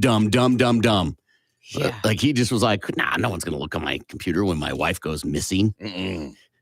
Watch Gone Girl, dude. All right, we got to take a break. We'll be back. More of the Big Some Man. local Yahoo comes and lets their dog take a crap on your yard. I can understand why you would be frustrated. Yes. However, I feel there's a way to get around that. You could put up a hot wire border around your yard, and it's not going to be like seen like a giant picket fence would or something to that effect, but it also would deter said animal from coming and taking a crap in your yard. Yeah. Except if you're working hard to make your yard nice, a hot wire isn't exactly the most appeasing thing to make your yard look good. Sure, all you got to do is just decorate the stakes that stick in the ground. You don't really see. Dink, dink, dink. You don't need those giant ones. Good Lord. Tea-steak, yeah. You don't need one of those. You can get small kits at the Atwoods that work out just fine. Still looks trashy, man. I don't know, but it's sure better than, I guess, having to have marshmallows with nails in your yard. Or you could just let your dog crap in your yard. Well, yeah, people are never going to let that happen. Or pick up after your dog's crap. Even then, you're smearing it across the thing, man. Like you're using that non-germ protective sack from the grocery store, and you're just like... It still works just the same. And you literally look at it and go, I'm not picking that up. Yeah.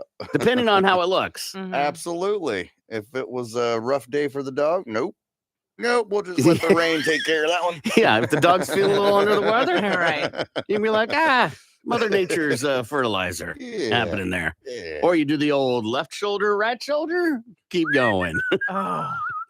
Nothing to see here, folks. Yes. Yeah, no right. poop over here. Yeah, when I lived in San Francisco, I would have to walk my dog, and there's no grass, right? In the city, there's no grass. I lived in the city. So only around where there's trees is there a little grass or dirt. Right. And some people's dogs are just trained to take crap right on the concrete. They don't care. And they don't clean it up. And you're like, now humans do it. But like the dogs, and you just be walking and you're like, son of a bitch. That's one of the worst things. That will literally ruin a day. Which is worse, stepping in dog crap with shoes on or stepping in urine on the tile floor in your socks, or like carpet or something to that effect. Okay. Or because you don't see it right, and you're like, son of a bitch. Yeah. Oh yeah. In a shoe, you go, you're like, Right. oh man. Whatever. You get a hose, you can hose it off. Your sock might get a little wet. Maybe. Or vomit barefoot. Ooh. Which one? You got to pick one. Gun to your head. That's easy. That's an easy choice. I'm gonna Lindsay. say stepping in dog poop with your shoes on. Gimpy. Urine with socks on, man. All right, because the shoes easily to wash off. The barefoot vomit, easy to wash off. You gotta hop one-legged all the way to the, or hop it up in the sink in the kitchen, wherever you're at. It's on you. It's easy to get it off. You're good. Ugh. Now I gotta walk my happy ass or hop from here all the way to the bedroom with a wet sock. I gotta change my socks. I just put socks on, as a matter of fact. Right, those were clean. Ugh. That's my favorite pair. Wet sock, man. Yeah. I think I'm with Lindsay. I gotta do shoe, man. At least I can take that off and just spray it off. You think that's the worst out of all of them? Because that's how I understood the question, which is worse out of those three options. No, which one would you rather? Oh, which would I rather have? Oh, that's easy. Yeah. Yeah. shoes. So worst is for you is the Yeah, sock. yeah, Lindsay's yeah. worst one? Oh, no, I think the poop on the shoe is the worst one. You think it's the worst one? Yeah. That's like the second easiest one to deal with. It's the easiest one. Wow. You literally because it gets into the crevices of the bottom of the shoe, and sometimes right. You got to you get a might have to pencil take- and scrub down. yes, you might have to take a toothpick or something to get in there. Mhm. Oh, It does and the have a little more smell. work, but it And ain't the on me. smell. Yeah, but it ain't on It me. ain't on you. That's where my head's at. It Easy ain't enough on to me. wash off. I don't know if it's the vomit might be the worst because the smell of vomit is just That is true. gross, especially Smell. if it's not a heel, it's more of a toe. And if it's fresh, it's still Oof. the body temperature. Oh, Good morning. Florida woman punts man in the groin for not bringing her to the strip club. This happened in North of Fort Myers, Florida. Elizabeth Ann Sherlock Mason, all she wanted to do was have a little fun night out. Now, this happened on January 17th, which was a Tuesday night. So I don't know if it was already a long week for her, or maybe she just, doesn't work at all. Just wanted to go out, but she wanted to go to the local gentleman's club. But before that, she wanted a pregame at her favorite watering hole, the Naughty Parrot. Yeah. Mm-hmm. Is that Knotty like naughty pine or NAUGHTY like naughty girl? Nauti. Naughty Like parrot? nautical. Naughty Parrot. Oh, I Mhm. gotta look at this place. Yes. Okay, carry on. So her man takes her to the Naughty Parrot where they have a few drinks. And apparently she had a few too many because she became verbally abusive towards him. And he's like, you know what, honey? I think you've had too many and we need to leave. And she's like, no, we shouldn't leave. And she stands up and she puts her both hands around his neck, starts choking him. And he's like, oh my goodness. So he puts his hands on her hands and she stands up and she punts him, knees him right in the groin.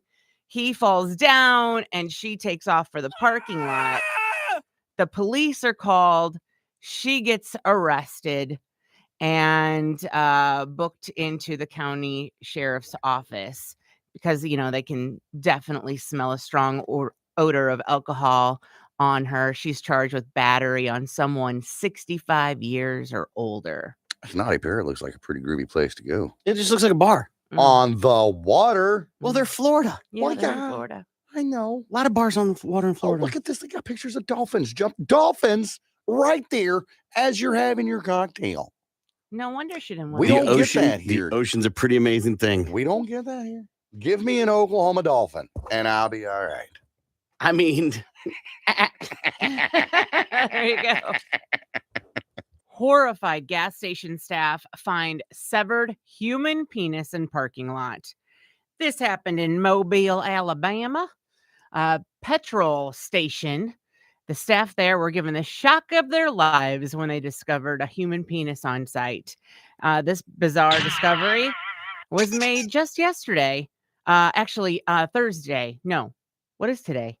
What's today? Wednesday? Monday. Monday this happened, January 30th. what's happening? I have A no little after idea. 6 a.m., police officers showed up, collected the severed appendage as evidence. According to the reports, police do not believe the findings is proof of any foul play, but it is not clear whose member was actually found. My favorite quote, one employee simply told local reporters, it was a whole D.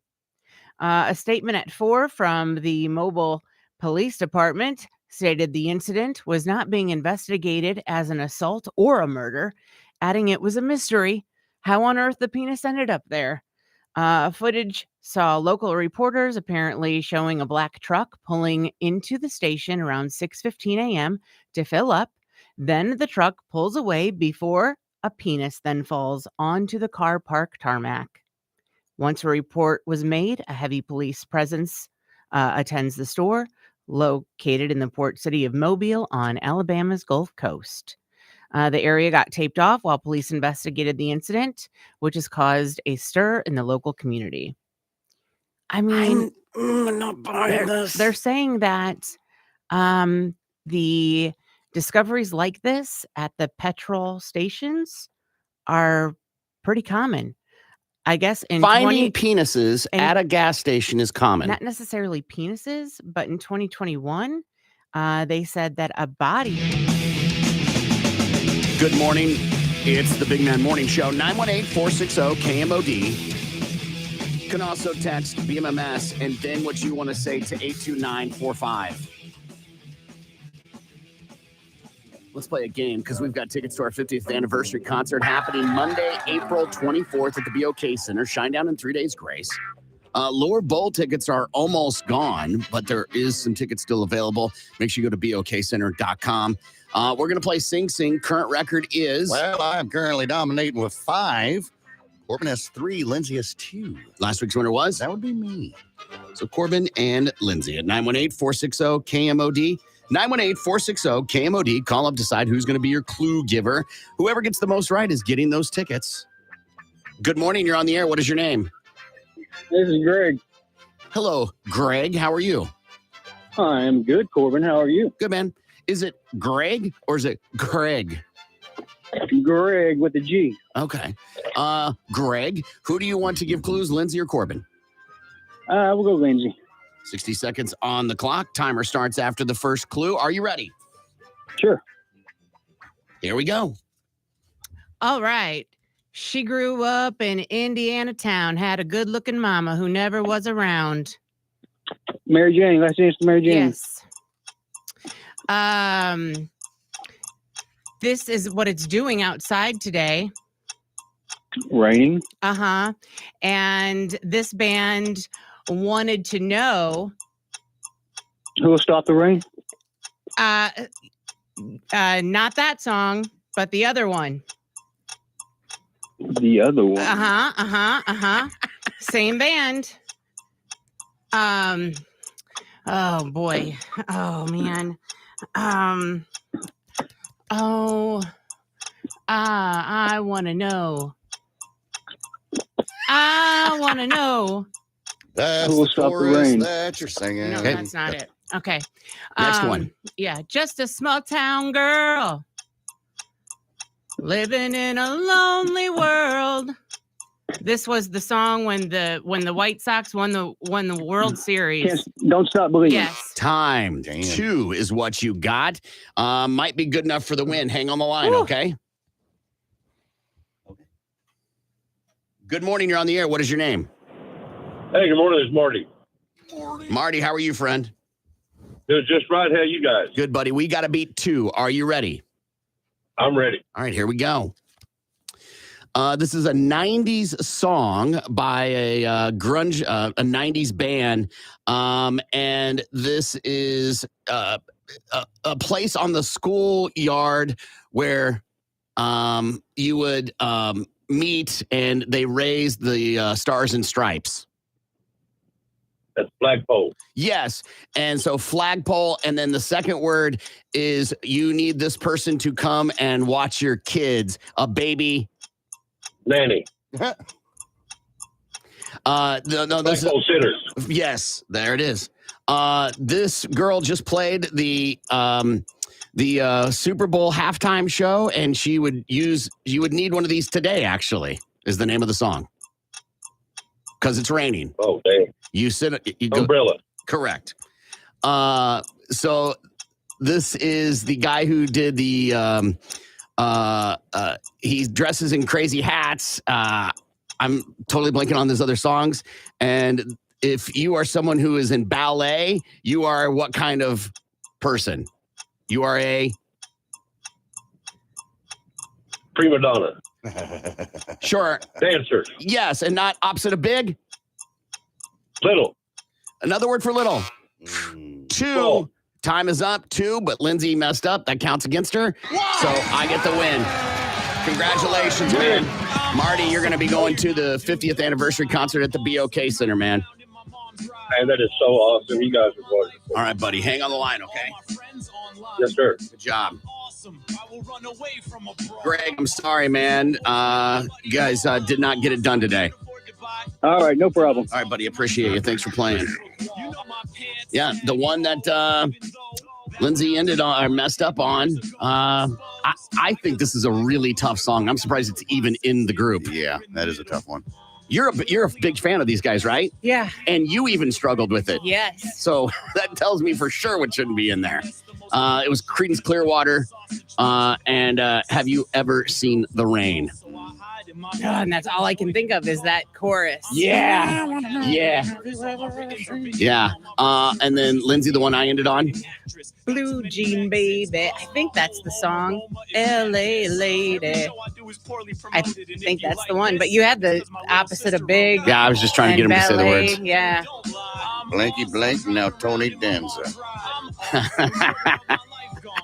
Yeah, Elton John, Tiny Dancer was the song. Mm-hmm. The record now. Well, keeps me in the lead with 5. Edges Corbin closer with 4. Keeps Lindsay way in the back with 2. All right, we're going to take a break and we'll be back. More of the Big Mad Morning Show is next. 97.5 KMOD. KMOD Total Traffic Network. This report is sponsored by St. Francis Health System. St. Francis Health System is... And then walking by on my day, Yeah. I feel like I'm picking the ass kicking too, because logistically, okay, a couple factors here. One, logistically, who are you going to find someone to show up every day? It ain't happening. Right. It ain't happening. Mm-hmm. You got haircuts.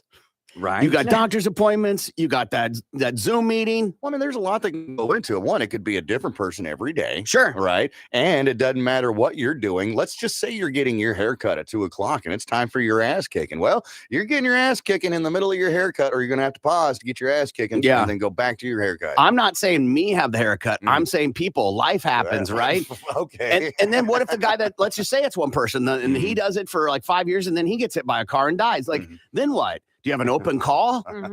Right? Let's say it's volunteer and people are like, well, I want to kick Corbin's ass. Great. That's going to work good for about the first year or so. And then people are like, okay. And maybe people are going to show up and watch. And then after a while, like, all right, enough's enough. Yeah. Right? So I feel like the ass kicking is the pick. However, what if the ass kicking is so bad that one day you're getting your ass kicked and it causes internal bleeding and you don't even know it, and then you end up dying from the ass Well, kicking? then your ass beating is done because it's for the rest of your life. Yeah, and they're going to jail for murder at that point. But you're dead. So will they be. And insurance premium. Come on. It's all good.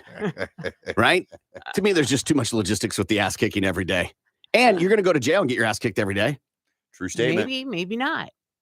There's a good chance you're going to have to change who you are as an individual to go to jail for 2 years. You're going to have to jeopardize your virtues. Either way, something is happening with your ass. If you've heard me talk about jacuzzis, butt soup. Yeah, you're not a fan. They're disgusting. Well, the CDC has issued a statement about them because of the high infection bacteria that is in public jacuzzis.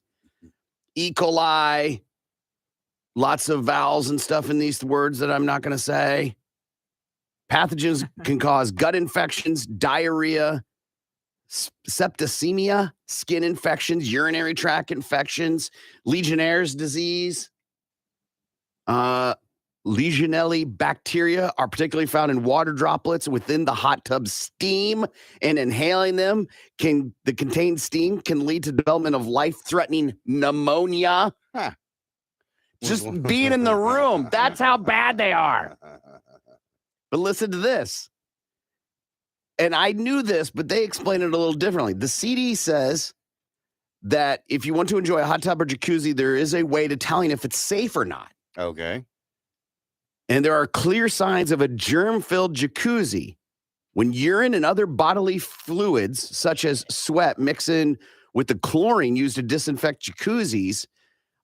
It creates an irritant and a pungent chemical called chloramine, which is what causes sore eyes when swimming in pools. Right. The more bathers that deposit their bodily fluids, the stronger the smell of chloramine, which smells like bleach. And the greater the likelihood the spa or hotel jacuzzi has low levels of disinfectant and high levels of bacteria. So if the hot tub smells really strong, the chances are not safe. Even if the water looks clean and clear, It's also worth noting that the water does become murkier the longer it goes without chemicals. So anytime you've gone to the public pool or the Well, this water says park, jacuzzi specifically. Okay, okay. So, but we're jumping to that, but I hear you. Yeah. I mean, I've gone to some and I'm like, dude, it reeks of bleach. I didn't know that it was because of all the pee-pee in the pool. I know that's what causes your eyes to burn, but I didn't know it would smell worse. Right? Wow. Yeah. Wow. That's interesting. Yeah. So like my family went to Great Wolf Lodge last year. If you've ever been there, it is like you're getting LASIK. That's how strong it is. Yeah. Right. It's horrible. Yeah. How many kids are around? Yeah. Yeah, dirty ass kids. And you multiply, let's just take half those people have bubble guts. Yeah. And if that feel like I'm being dramatic, let's just go with a quarter. Right. Right. Just because they got the Bee Gees doesn't mean that they're, they're pooping in the pool, but they be tooting it up. They be making their own jacuzzi, and that's leaving particles floating around. Not everybody has a bidet. And as you go under the water, you splash it all out. You got some in your mouth. Right. Yeah. Look, I'm a fountain. Or it's in your beard, and then you go to eat some of those delicious French fries. Yeah. Got it on your hands. You start licking your fingers afterwards. Gross. I love useless information. Oh, yeah. I'm constantly on the hunt for it. And the amount of useless things I cultivate and put to the side and never use is endless. And then when it's time to recall it, I'm like, I know a thing. So these are some of those. I don't know. Have you ever been to the park and fed the ducks or the geese or whatever? Yeah. What do you take? Bread, crackers, or right? whatever. Yeah, whatever's left over in the pantry about to expire. Sour cream and onion chips or bugles or whatever. Well, apparently giving bread to ducks is really bad for them because it ruins their digestive system. Yeah. So you're killing ducks. Like, I don't care. So now when you go and you see that, just laugh that those people are killing ducks.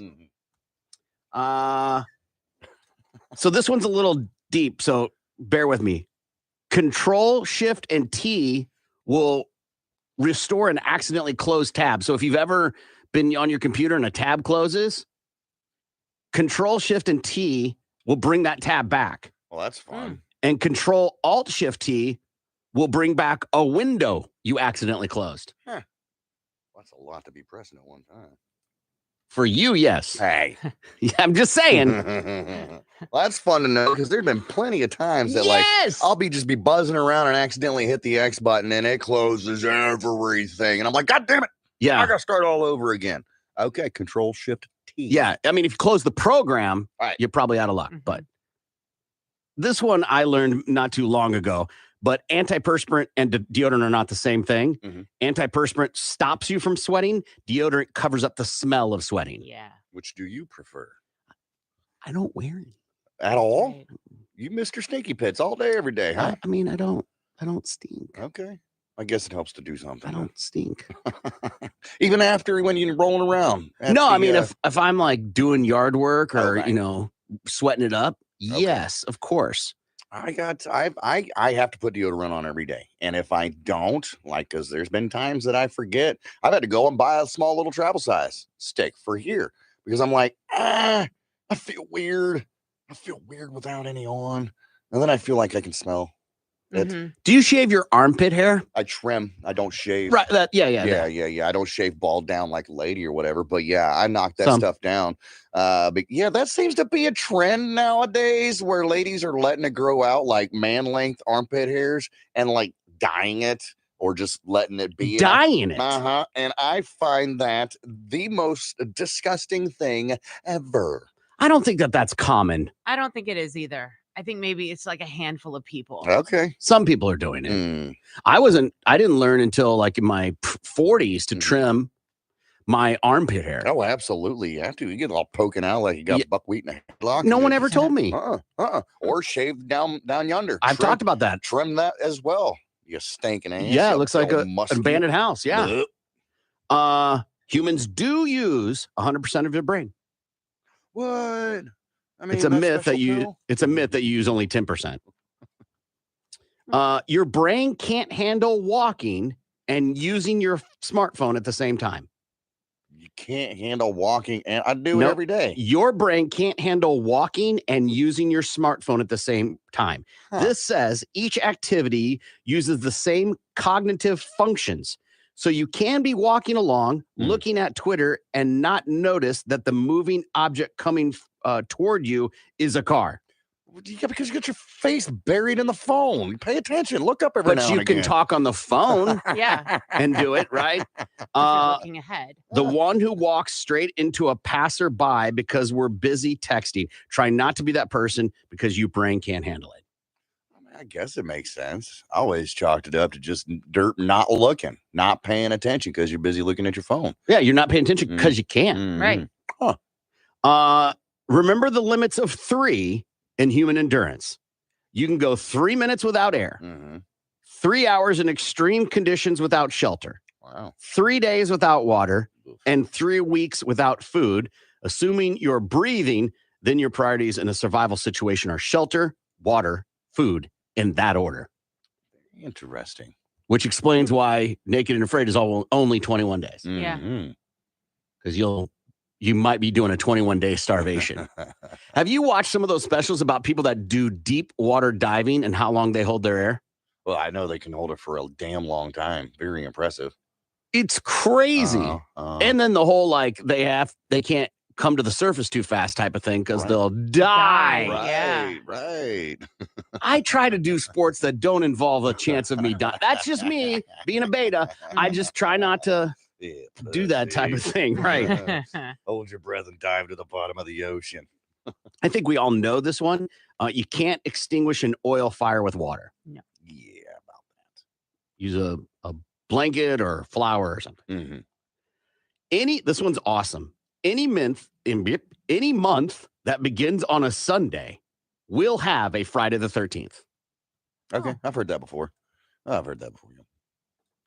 World War I officially ended on October 3rd, 2010. World War I officially ended on October 3rd, 2010. So next time you're at the bar trying to strung up some conversation, let that be one for you. Apparently, that was the day Germany paid its final reparations under the Treaty of Versailles. Wow. And we had a whole nother World War after that. It was I'm still trying to do this one. Real, Yeah.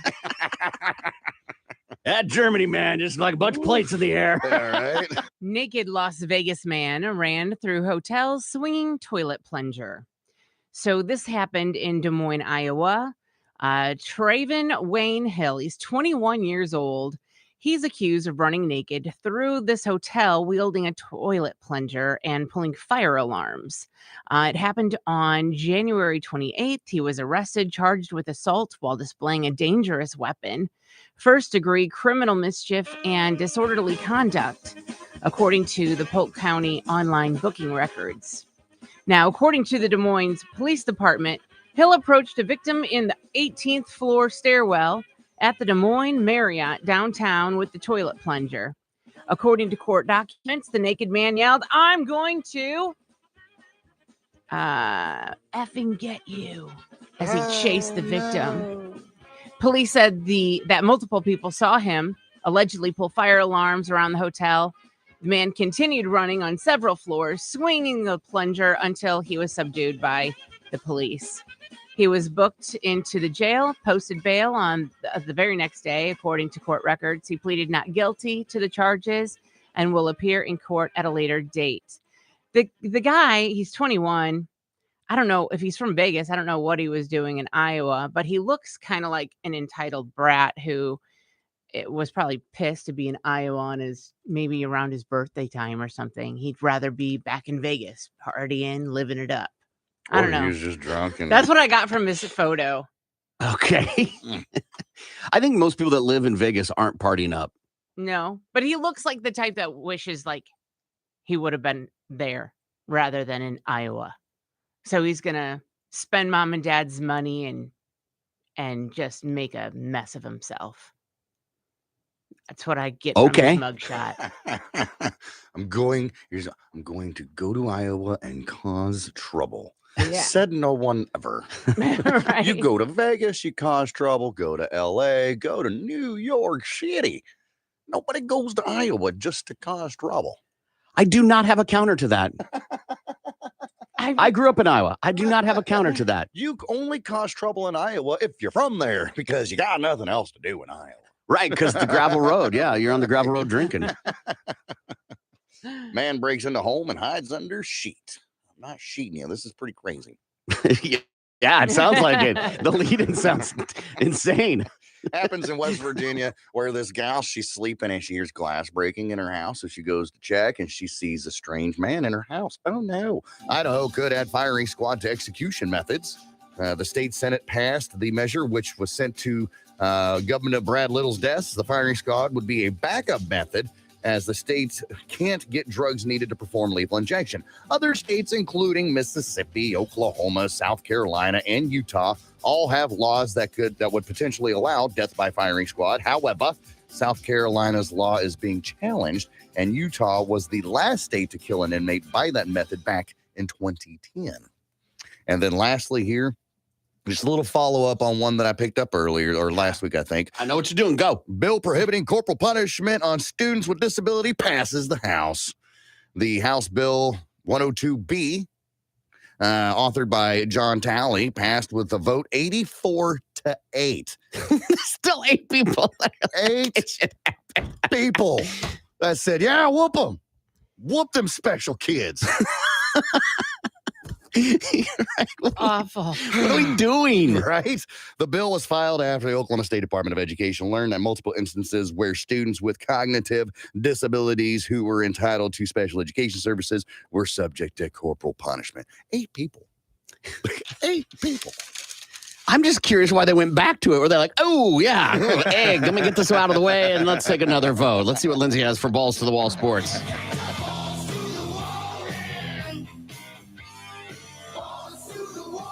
Talk to those 8 people. I just want to talk. At least one. Why? I don't need to talk to them. I know what kind of people they are. Did you understand the question? Shaquille O'Neal. Or maybe it's a case of like when you don't show up, it automatically is a no. Oh, okay, Maybe. yeah. Which is a whole other conversation. What do you mean you weren't there? Right. Yeah.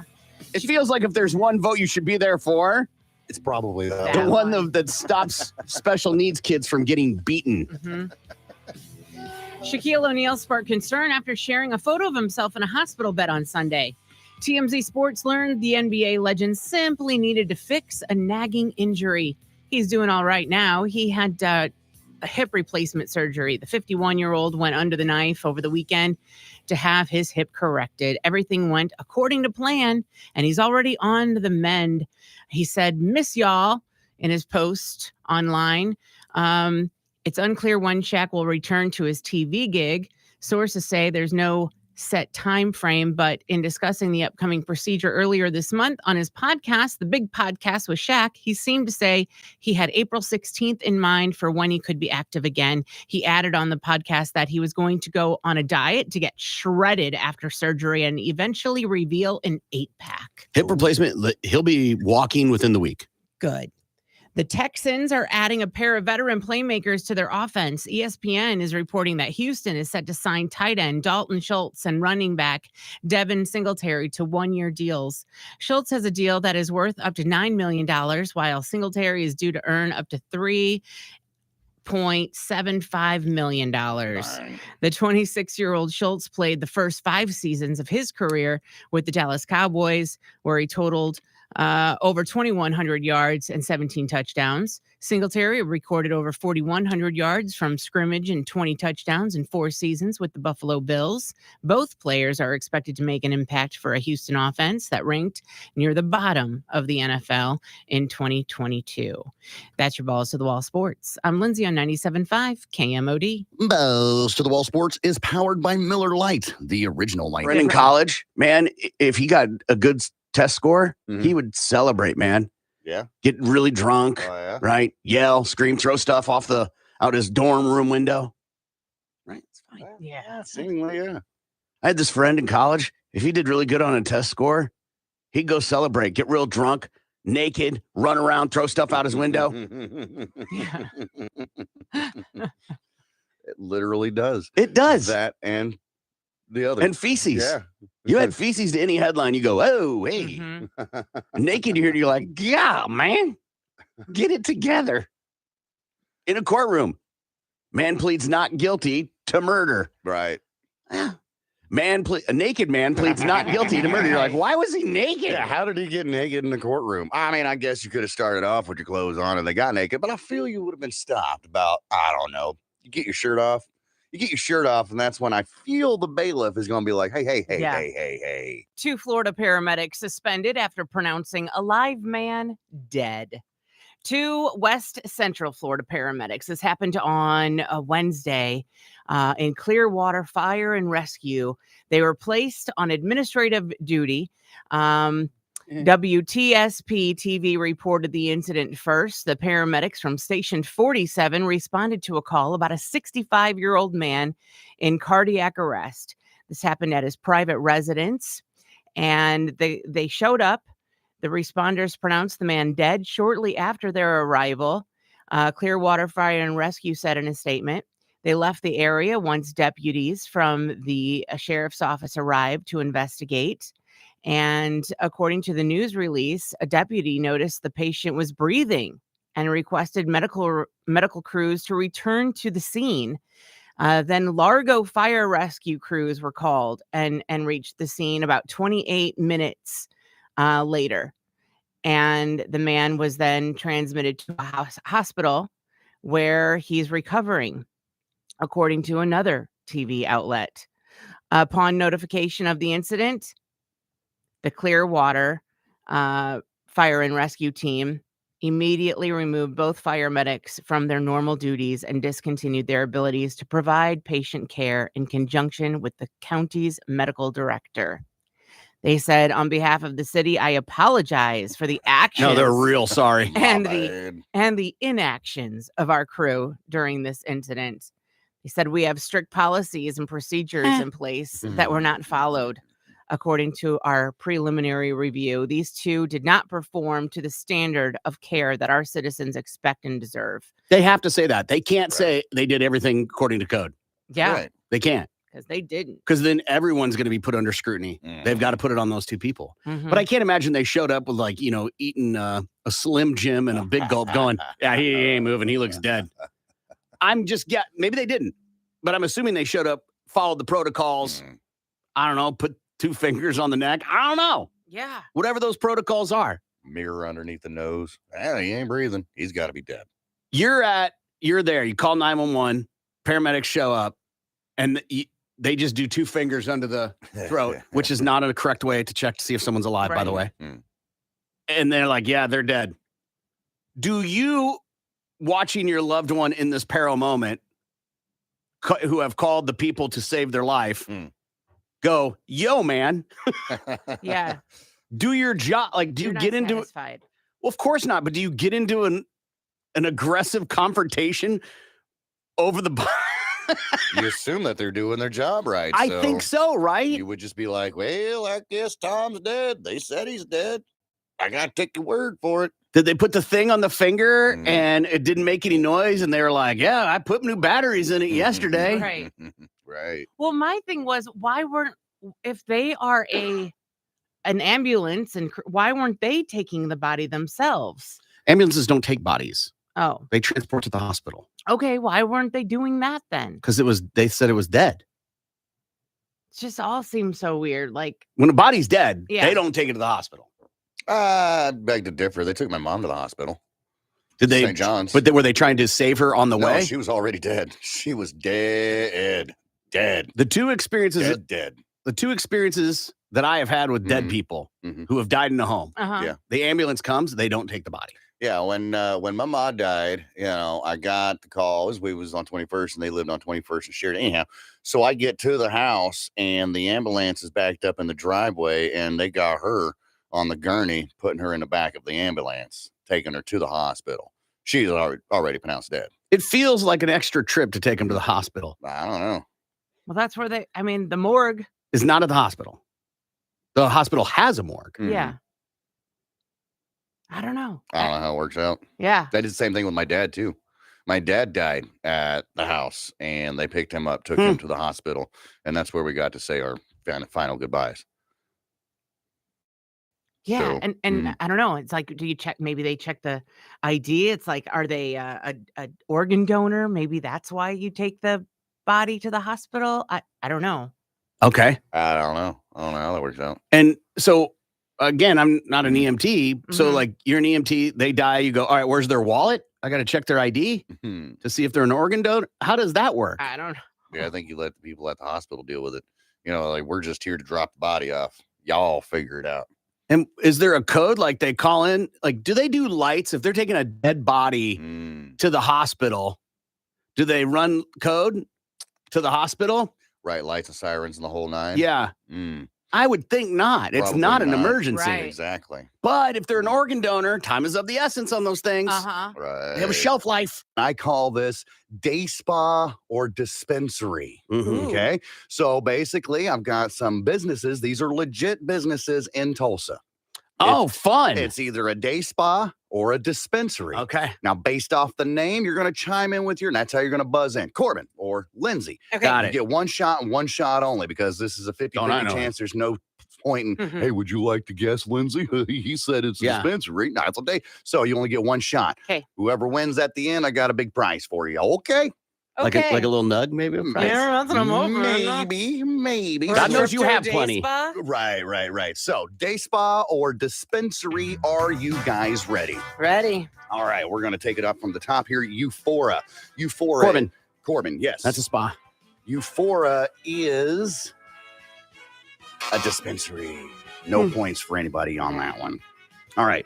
Nirvana, day spa Corbin. or dispensary? Corbin. That is a dispensary. Corbin would be correct. Come on, Lindsay. You got to get in the game, woman. Get in the game. All right. Omni Oasis, day spa or dispensary? Lindsay. Lindsay. Day spa. Day spa is correct. So far, we're tied 1-1. La Fusion, day spa or dispensary? La Fusion. Corbin. Corbin, yes. That is a dispensary. Corbin, that is incorrect. La Fusion is a day spa. Poppies, day Corbin. spa or dispensary? Corbin. That yes. is a day spa. Yes, you are correct. Poppies is a day spa. 2-1 so far. Corbin's lead. OHG, day spa or dispensary? Lindsay. Lindsay. Dispensary. That is correct. What'd you say? OHG. That's all it is. These are all the ones. I just found them on Google. Sure. I just simply Googled day spa and then Googled dispensaries and then found a bunch of them that are really close. I just and couldn't could be hear. I didn't hear confused. you because you were going so fast. I didn't hear you. I didn't know it was I wonder letters. what that stands for. I have no idea.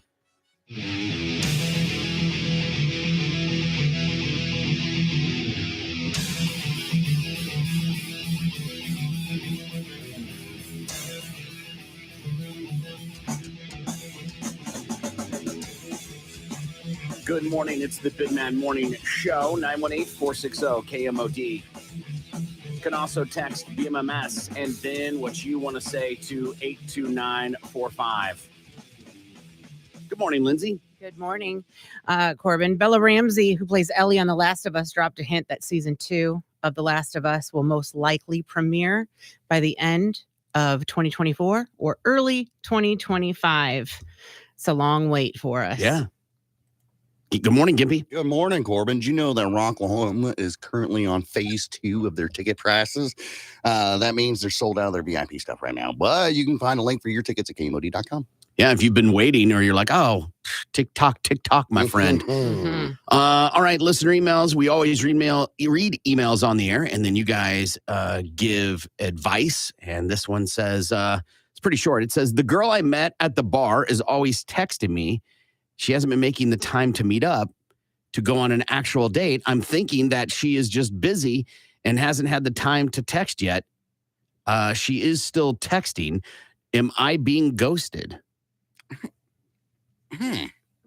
She's texting, but she's not meeting you out. Or meeting up to go on a date. To go on a date. That's interesting. Because when I saw this, when I was sharing it with my wife, I don't know what this is like. No. I don't know what it's like to try and text someone to go on a date and then they don't hear from you. I remember calling people right. And making plans. and them not picking up. Right. Have a nice long conversation with the answering machine. Oh, right. And the idea like that, the whole I was telling my wife, which wasn't a fun conversation, and upon reflection, I shouldn't have had it with her, is that, God forbid something happened to her or whatever, I would have to get a dating consultant. Right. Like a matchmaker? No, a dating consultant. Someone to help me date. Right. Because I don't know how to do it. A matchmaker finds you someone to date. Mm-hmm. It's going on the date, what to do, what to talk about, where to go. How are they doing dating nowadays? And I think with that particular situation, Corbin, I'm just using you as an example because you brought it up, but you're trying to date like the younger people, right?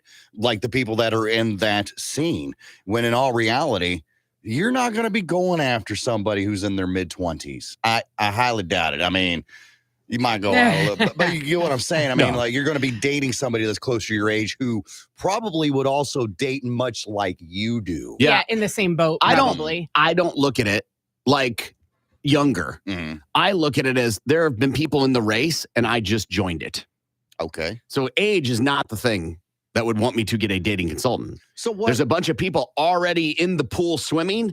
I don't even know what pool I'm going to. Well, you just jump in the pool. That's the thing. Yeah, right there. that's not my MO. You just jump in the pool and you swim and you figure out how to do it. You may be doggy paddling for a little bit, but eventually you'll be doing laps around that pool, passing old people like ain't nothing. I'm not that guy. I am not built that way. But you've dated before. I understand that. You've dated before your wife, It's not really. It's not. It's the exact same thing as you were doing then that you would be doing now.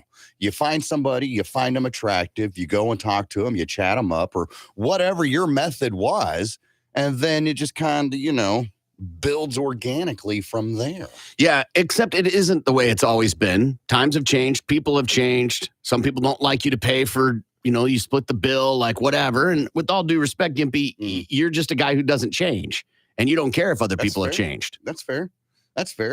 Maybe I go for people that are much like myself. Maybe. It's one of the, I don't feel like it's changed at all whatsoever. Maybe the vessels of, because there's the tenders and but there's really nothing different. They're straight to banging, which is fine. But it's straight to banging. Not necessarily.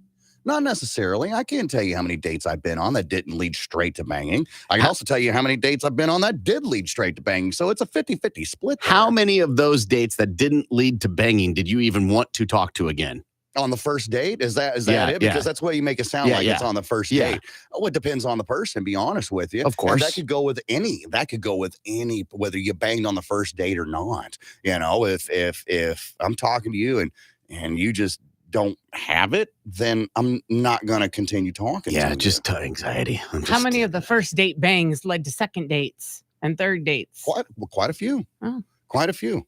Yeah. And that's how you figure it out. You go on 1, you go on 2, you go on 3, and then 4 or 5, and then you realize, okay, well, this person, started off strong, but as we progress, you realize, okay, this isn't somebody that I'm looking for. This is the type of person I am. When I know we're going to eat lunch somewhere as a group, I look up the menu. I like to know what's on the menu before I go. I like to make sure I know what I'm going to order or a couple of things I might order before I get there. Why? Because the idea of sitting there and be social and try and find something I want to eat is super crazy for me. That's a crazy moment. Okay. I've got to decipher it in my head before I ever get there. And so dating, the same thing. I want to know how it works before I ever get in the pool. Well, that's the fun thing about, the Tinders and the whatnots like that. I mean, Facebook dating, whatever it is, the new method of dating, you talk and you chat and you figure it out before you even make that first date. That way you could be like, all right, well, I ain't messing with this one, or I hate this one, seems to be all right. Listener email, it says, this girl I met at the bar is always texting me, but she hasn't been making the time to meet up and go on an actual date. Am I thinking right that she's just busy and hasn't had the time yet? She's still texting. Does that mean she wants to do anything? Some text coming in. It says she could possibly be married or with someone. That's possible. Right? The whole idea of like people date other people at the same time. Corbin is Kevin James from Hitch. Yeah. If she wanted you, nothing would stop her from meeting up with you. She's into someone else and she's keeping you as a backup. And backup if she doesn't get with who she wants. So she's texting but not calling or agreeing to go out. According to my teen daughter, you're just talking. It's the preliminary phase. See, this is what I'm talking about. Be a good conversationalist, and you may make it to the going out phase. His overthinking of the whole thing is just keep texting her and put her on the back burner, but date around. Another one. She's probably playing coy and is not interested. What? Yeah, that's exhausting. I met her at the bar. She's had a few pops in her, so she's loosened up a little bit. Got his number, chatted up, maybe had a good night that night. And then as she has sobered up, she's realized that, I don't want to deal with this guy, but he won't leave me alone. I am not good at, telling people just to piss off. So I'm going to string this along until eventually he loses interest and then stops talking to me. It's putting the blame on somebody else, passing the buck to somebody else and let them be the bad guy so you don't have to, which is toxic in itself. So she's just being nice by communicating. Cordial. Or her career is super important to her.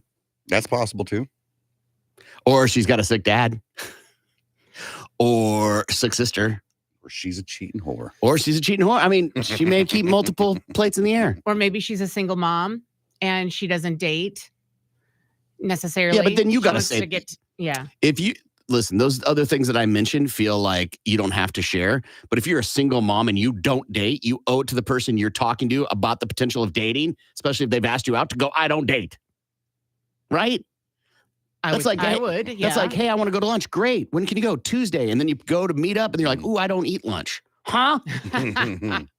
Next time she flakes, text her, hey, my night just freed up. You still down to hang out? Stay toxic. Yeah. Right. Yeah. So much anxiety for me. And the whole protocols and what doesn't and all that. So God forbid that something happens. Either your wife dies or you guys get divorced because she pulled her head out of her ass. What are you going to do? What are you going to do? Are you just going to cry, stay single for the rest of your life? Maybe. I don't know. I understand it's going to be rough for the beginning, but I mean, eventually you're going to either A, get back that horse and go for the ride. Dude. This is what you don't know until you find out. I have no idea. I get it. Right? If we were to get divorced and it was bitter and ugly, I might be ready.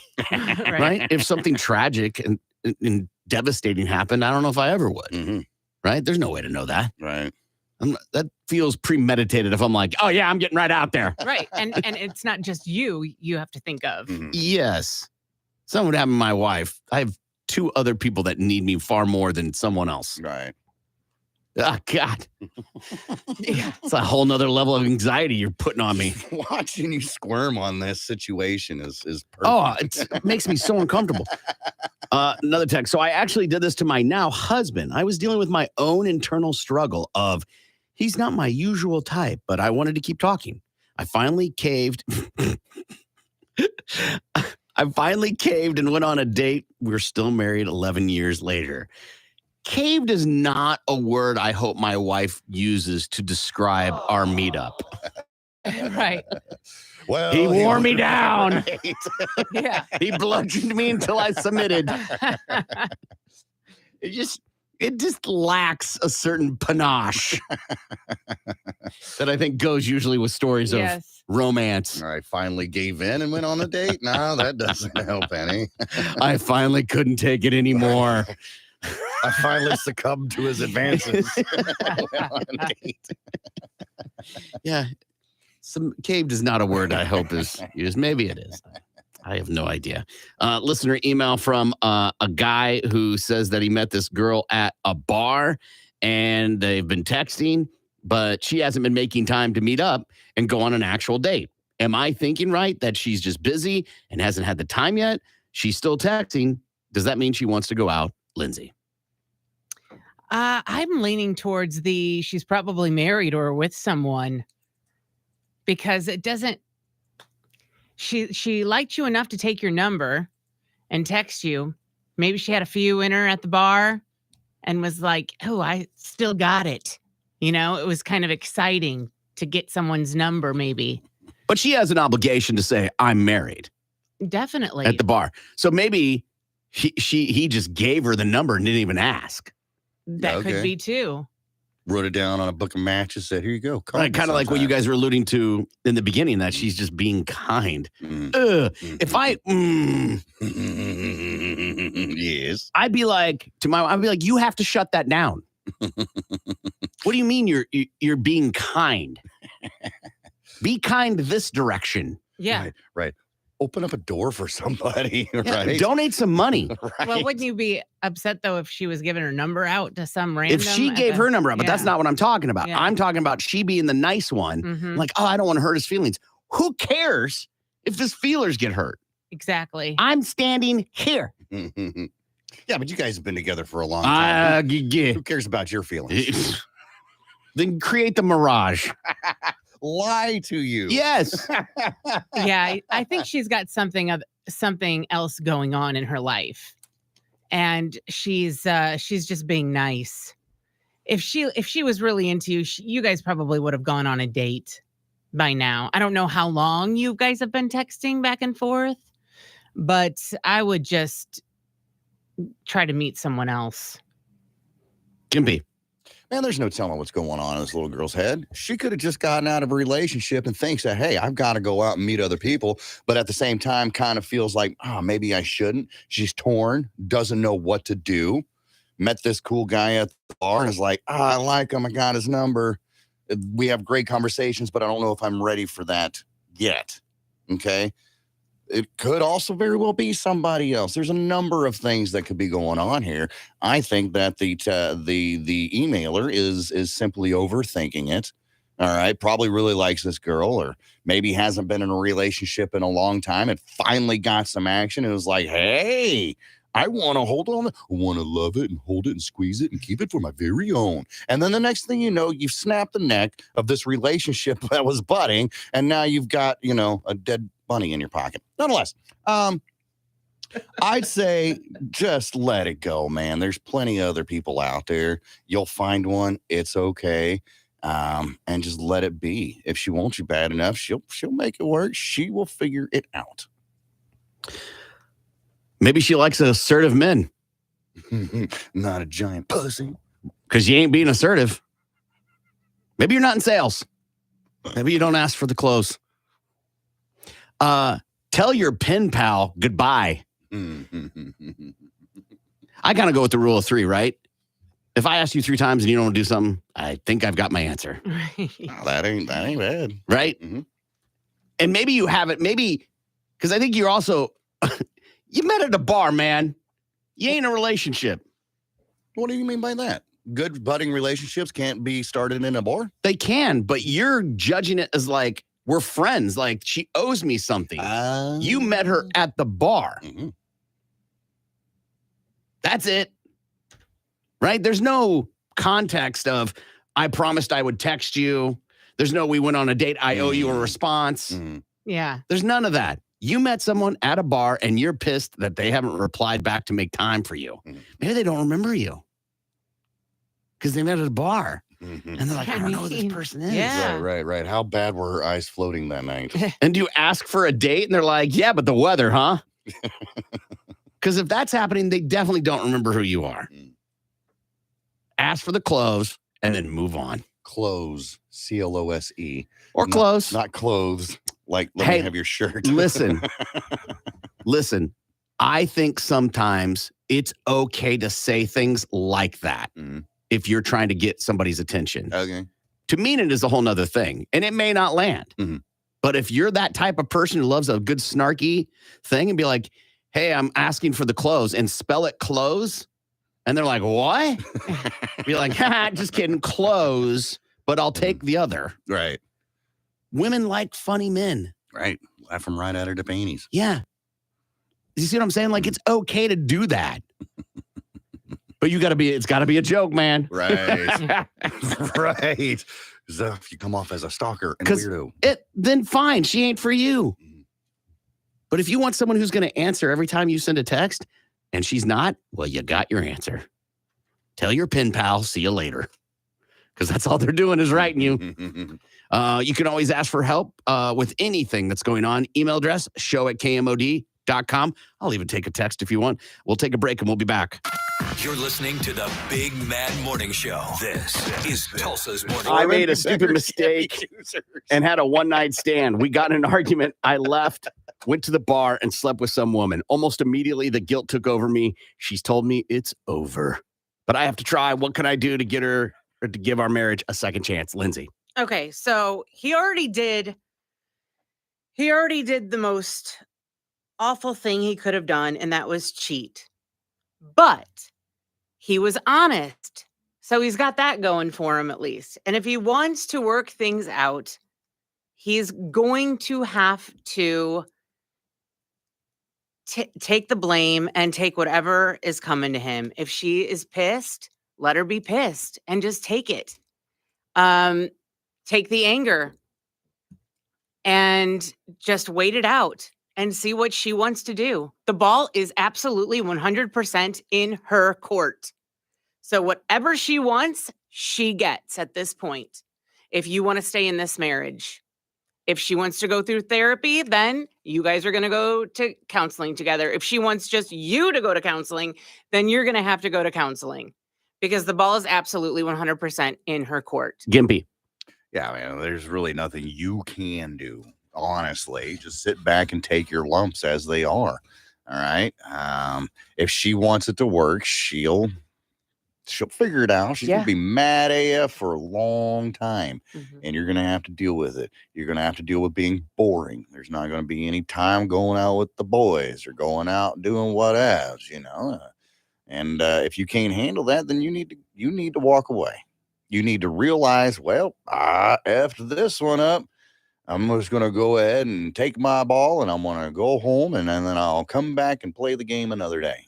You know what I'm saying? It's just, there's nothing really you can do. Just let time pass it on by. That's it. I'm sorry. I have no gimmick for you that will work. You tell her you want it to work. You made a giant mistake and you're willing to work through it. She doesn't hear that. You got your answer. It's pretty black and white, man. Yeah. You have to eat your S sandwich. And when you go on and date in the future and be asked what happened with your marriage, you got to be honest. You S'd the bed royally. And so either you tell her what you want and hope she appeases you, but why beg someone to be with you? The Huffington Post has a list of the rudest things to avoid when you're visiting someone's home, like things you shouldn't do, right? Okay. Touching or moving things. Well, yeah. Oh, so like I'm guilty of this though. Like if a picture I'm shocked. If a picture is crooked hanging on the wall, I'll straighten it. Why? No. Why? It's not yours. Exactly. Nope. Because I'm sure that it wasn't supposed to be crooked. You don't know that. Some people like things off kilter like that. I'll even mention it. I'm going to fix that. Oh, that's rude. That's like, like the cliche of like a mom coming in like, your pictures aren't straight. Oh, Jesus Christ, Ma. Another one. Expecting a tour. Oh, yeah. You don't walk in and be like, give me a tour. No, I don't. I totally do. I love snooping around. Because I don't want someone to do that to me. Because what if your bedrooms aren't clean or the bathroom's not clean? Then they'll let you know. Yeah. Furthermore, Susan, they shouldn't be having company over if that's the case. Bedroom, maybe. Right? Bathrooms, though, clean that ass up if you're having company come over. Another one. Overstaying your welcome. Right. How long? What's the good amount of time to stay at someone's house? Depends on what the activity is. Yeah. Let's say dinner. Oh, okay. Couple hours. 2 hours after dinner. After 2 hours. So you show up at 6, 8, get out. Because now it's time for the family to wind down. Yeah. And start doing their own nightly routine. And I think it depends on who it is too. Like you always know, I think, depending on which friend it is. Snooping. Oof. Yeah. Opening the cabinet. Yeah, you don't to look do through the that. medicine cabinet. You feel like you give the vibe that you do that. No, I don't do that. Okay, it's not an insult. I'm just saying it gives a vibe. Why? Because you're gives that nosy. vibe? You're very nosy. What makes me nosy? Well, you'll walk into a room when a conversation's happening going, wait, what are we talking about? Oh. Right? Yeah. Yeah. You love knowing other people's gossip? Yeah. I'll watch those gossip shows. No, I'm That's what talking they're like there personal for. gossip. I'm not talking about TV shows. Yeah. If we're here, I don't want to miss out on anything for sure. Yeah, that's nosy. Yeah. Bringing an uninvited +1. Yeah. Because now you're forcing the other people to like entertain somebody they don't know. It just makes Right. everything Or don't like. Exactly. And it's not your place to be inviting somebody else over. Feeding their dog. Huh? Oh, like table scraps or something? I think that's what they mean, Yeah, right? Yeah. I can't imagine you'd be like, where's your chow chow so I can put it in the bowl? Yeah. Some people do that. Some people think that because they feed their dogs table scraps or popcorn or whatever, that they can do that with your dog. That's good that your dog's stomach has adapted to that. But now you're going to make your friend's dog crap all over their house because it's not used to that. Showing up empty-handed. I don't think that's that bad. I mean, do I have to bring potato salad every time I come over? No. Exactly. No, I always take something. Yeah. I always take a bottle of wine. Okay. Always. All right. I usually got my medicine on me, so that just works out perfectly. Yeah, but that's not extra, right? Like you said, it's like offering him a cigarette. Right. I don't have to share with you, though. That's the thing. I don't have to. Yes, but you're not going out of your way is the point, right? Listen, I'm the guy that goes to Walmart and gets the cookies for the potluck that we're having here at work, okay? You expect more from me? Yeah, I think if you go to someone's house and they're making, like, let's just say dinner still, you got to take something. Yeah. I did. I brought Even my a appetite. dessert or wine, whatever. Yeah. Something. It's just manners, Gimpy, right? Right. Yeah, sure. No. Listen, y'all invited me over. Okay, cool. I'll come over and have dinner. That's all right. Doesn't mean I have to bring a bottle of wine or a 6-pack or a bottle of anything for that fact. That's that. Unless you say so. Hey, BYOB, bring a bottle, bring a side item. We'll get the main course. That happens to me a lot. We got the main courses. Come on over for barbecue, whatever. Bring a side item. All right, cool. Tater salad it is. I've never gone to someone's house and like looked around and said to myself, that's so dirty here. Oh. Ugh. Wow. What, do they have lives? Right? I don't go, their sheets, they didn't even make their bed. I don't do all that. Oh, I bet you have. Down my nose at you. Because life happens. Depends on the level of the filth, right? If you walk into somebody's house, if you're a hoarder, like hoarders, yeah, exactly. I ain't going to your house. I already know you're a hoarder. But this is the first time you didn't realize that they were disgusting people or hoarders until you walk into their house, right? No. You can read a hoarder a mile away. No, you can read a hoarder a mile away. Hoarder. Yeah, you can read a hoarder a mile away. You just tell by the way they dress. Their lack of showering. Or by their vehicle. For sure. Yeah. For sure, right? I think absolutely. But you still don't say anything. You just kind of watch where you sit down, maybe scooch the newspapers or whatever, paper plates with leftover pizza rolls on them and hang out for a little bit.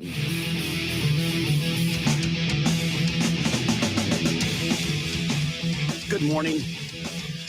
It's the Big Man Morning Show. 918-460-KMOD. You can also text BMMS and then what you want to say to 82945. Listener emails are a chance for you to get advice about maybe a little strife that's happening in your life. And we answer them here on the show and get advice from you guys. A couple ways. You can call it 918-460-KMOD or the most popular way, texting BMMS and whatever that is to 82945. This email says, I was a bad boy and stayed out later than my wife asked. I golfed on Saturday, then went to the bar, was out till well past midnight. My wife asked that I come home after golf to be a part of a family day. Well, now I'm getting the silent treatment. We sleep in the same bed still, but she's just not talking to me. I text, no response. I ask her a question, no response. How do I get past the silent treatment? Silent treatment should be something that will put you in a conservatorship. Right, because only crazy people do that. Yes. Yeah. Silent treatment. Yeah, that happens a lot. It's very childish if you think about it. I'm mad at you, so I'm going to fold my arms and not talk to you for X amount of time. Right. That's interesting. You phrase it that way because I look at it as I'm just going to act like you don't exist. Yeah. Because he acted like she and the kids didn't exist. Oh, interesting. Okay. Yeah. Okay. I didn't see that as that. So, I asked you, she clearly said to him, you had your golf. You want to go golfing? Come home because I want to do stuff with you and the kids. And you said, okay. You ignored that. So now I'm going to ignore you. Except she's not in charge. Right. Mm-hmm. But did he say, I told her I was going to do that? It just said she asked him to come home. Right? This text says, you don't beat silent treatment. You return it and wait till she talks. Oh, man. Yeah, fight fire with fire. Yeah. Oh, God. Stay toxic. Yeah. When your husband goes and does things, do you tell him when to come home? No. Because I know that it's going to be late or, fruitless. Yes. So you would, but you don't because he's not going to listen to you anyway, is what you're saying. It's pointless. Yeah. He usually tells me I'll be home around this time. It's more of and I do the same thing. It's like, hey, I'll be home around 9:00. And if I'm not, just wait longer. Just one of those things. 3 a.m. But then we will call or text. Right. There's some kind of communication in there in between anyhow. Yes. I expect my wife, if she's going to go do something, tells me when she's going to be home, and that changes, you tell me. Exactly. And not 5 minutes. Just communicate. Yeah, right. That's the respectful thing to do. Yeah. Yeah. But there's been times where that I haven't heard back, right? Or she hasn't told me. And it is what it is. Like, I wonder if there's been issues in this relationship before. Oh. That's warranting being like, hey, I don't know what you're doing. You said you were going to be home, but now you're not home. So are you out banging some cheap whore now or what? That's a possibility. Yeah. I've been accused of giving the silent treatment, but I treat it, it's not like I'm deliberately not talking to you. For me, it's more of I'm trying to process in my head how to handle this.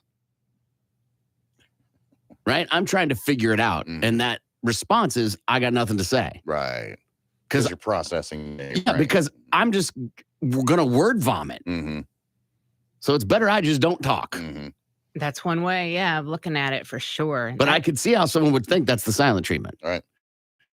Dude better dig in his wallet, start buying flowers, jewelry, etc. It's not 1960. And huge chapstick for all that ass kissing. Dude, flowers don't work. No. They don't. No, I'm just going to have rotten vegetation in my house. Would flowers work for you? I think that sometimes flowers might be a way of getting her to say something. Oof. Oh, like a can opener. Sure. Yes. Oof. It's an expensive can opener. A peace offering. A peace offering? To get her to say to speak to him. A peace offering. Here you go. I brought you a honey baked ham. So hold on. You choose to give me the silent treatment. I've got to give a peace offering? Well, he's openly admitted that he messed up in the email. True. If you're the one that messed up, He said, you have to come with the peace offering. He said bad boy. I was a bad boy. Yeah, you were. People that are bad boys, short of, some sort of weird sexual thing, only say that because they've been told they're a bad boy. It's a tongue-in-cheek statement, right? When someone's like, I've been a bad boy, they're not really believing they're a bad boy. Clearly, he's feeling guilty. He said, my wife asked me to come home after golf. I didn't come home. Instead of coming home after golf, I went to the bar and I didn't come home until after midnight. Was there a text? Did he phone his wife? No, he didn't. But we don't know that. Again, we only have what we have. Right. We can't add to it, right? I was a bad boy and stayed out later than my wife asked. I golfed on Saturday and went to the bar, was out until past midnight. My wife asked that I come home after golf to do a family day. Well, now I'm getting the silent treatment. We sleep in the same bed still, but she's just not talking to me. I'll text, no response. I'll ask her a question, no response. How do I get past the silent treatment? This text says a round of golf takes 3 to 4 hours, then go out the rest of the day till midnight. Seems kind of sus. Show your wife some respect. She's obviously okay with you spending half the day already for golf. Don't ruin a good thing. When did he go out for golf? That's a good point. And is it a regular 18-hole golf course, or did they go to what is this? Top Golf, Top Flight, whatever the hell it is over there? Jinx? Yeah. Did he go there? Because that's a good possibility. You're still going out for golf and you're getting drunk. It doesn't matter if you're even on a golf course. You're probably still getting drunk. You had a few pops, went out with the boys. It's okay. Look at it this way. She isn't telling you what to do, and you have some freedom not to have to talk to her or just start rambling at her until she starts to talk to you. I give the silent treatment only when I'm mad enough that I need a little more time to think about what I'm going to say. So I don't say anything I will regret. Sure. Already in trouble. Go golfing again. Yeah, right. In for a penny, in for a pound, man. Stay toxic. Never buy presents when your significant other is mad. If you do, then your significant other will make up reasons to be mad to get more presents. Yeah, diabolical. Stay toxic. Yeah. Yeah, I think the golf one about taking 3 to 4 hours depends on when they went. Right. Not that these aren't logical responses, but just don't assume they went at a 6 a.m. tee time. Right. Maybe it was 6 p.m. Maybe it was 8 p.m. They do have night golf out Noon. there. Yeah. Lindsay, how do you get past the silent treatment?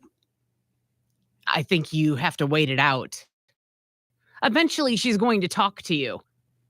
Maybe you have to give it time. You're just going to have to give it time and wait for her to talk to you, because she could be just thinking about what she wants to say. At the end of the day, she feels like she got blown off. And so now she's blowing you off, or she's thinking about what she wants to say. So you're just going to have to wait it out. Gimpy. Take this time to embrace the silence. No nagging wife, no issues at all whatsoever. What? Enjoy the moment. Nah, man. I think that's good. Yeah, right? She made the decision. Yeah, right. Listen, I'm going to continue living my life the way that it is. You're the one who's being pissy bitch and doesn't want to talk. But if you really want something out of it, you want to hurry up and rip this Band-Aid off and get things back to the way they used to be. Because that's what they're really looking for here. You can kiss a whole lot of ass, maybe not shower her with compliments, because obviously she is not going to talk to you or really even care, but I don't know, maybe do things around the house. I'm sure you got a honey-do list that's been put off because you're busy playing golf all the time. So why don't you go ahead and hit that list? Fix that garage door, fix whatever needs to be fixed around the house, cook some dinner, do the laundry, do the dishes, make life as easy as humanly possible for your old lady so she ain't got to do squat. And yeah, that still could take a couple weeks or whatever, but in the end, eventually she'll be like, oh, well, at least he's trying. He's doing something. I think that when you do the honey-do list or buy flowers or whatever, it puts you complicit in the silent treatment. Rather than these are two adults, I'm assuming, and just go, are you mad at me? Okay. Force her into talking or not. Hey, we have to be adults. Are you mad at me? Because you're ignoring me and I don't know what's going on. I'm not going to make an assumption. Did someone cut your tongue out? And if she still doesn't reply, go, okay, well, I'm willing to talk about whatever it is that's got you upset. When you're ready, let me know. Now it's all on her. Until then, I'm going to go get some drinks with the fellas. I don't think you do the honey-do list. I don't think, because then it creates a situation like the gifts of, you get mad at me, I'll do this. But then you're saying that it puts it on her, but he already knows that he's in the wrong. He's making an assumption. He already knows that maybe he she went through his her. computer. Right?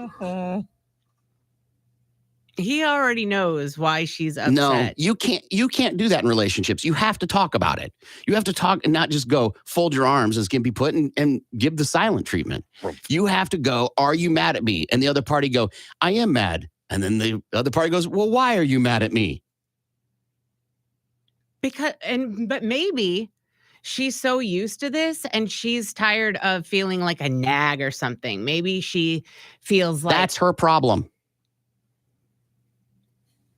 If she's feeling a certain way, it's her problem. She has to talk what's bothering her and let him go, I ain't fixing that. She'll say, I asked you to come home at a certain time and you completely ignored it. I didn't completely ignore it. You didn't do it. You're not in charge of me.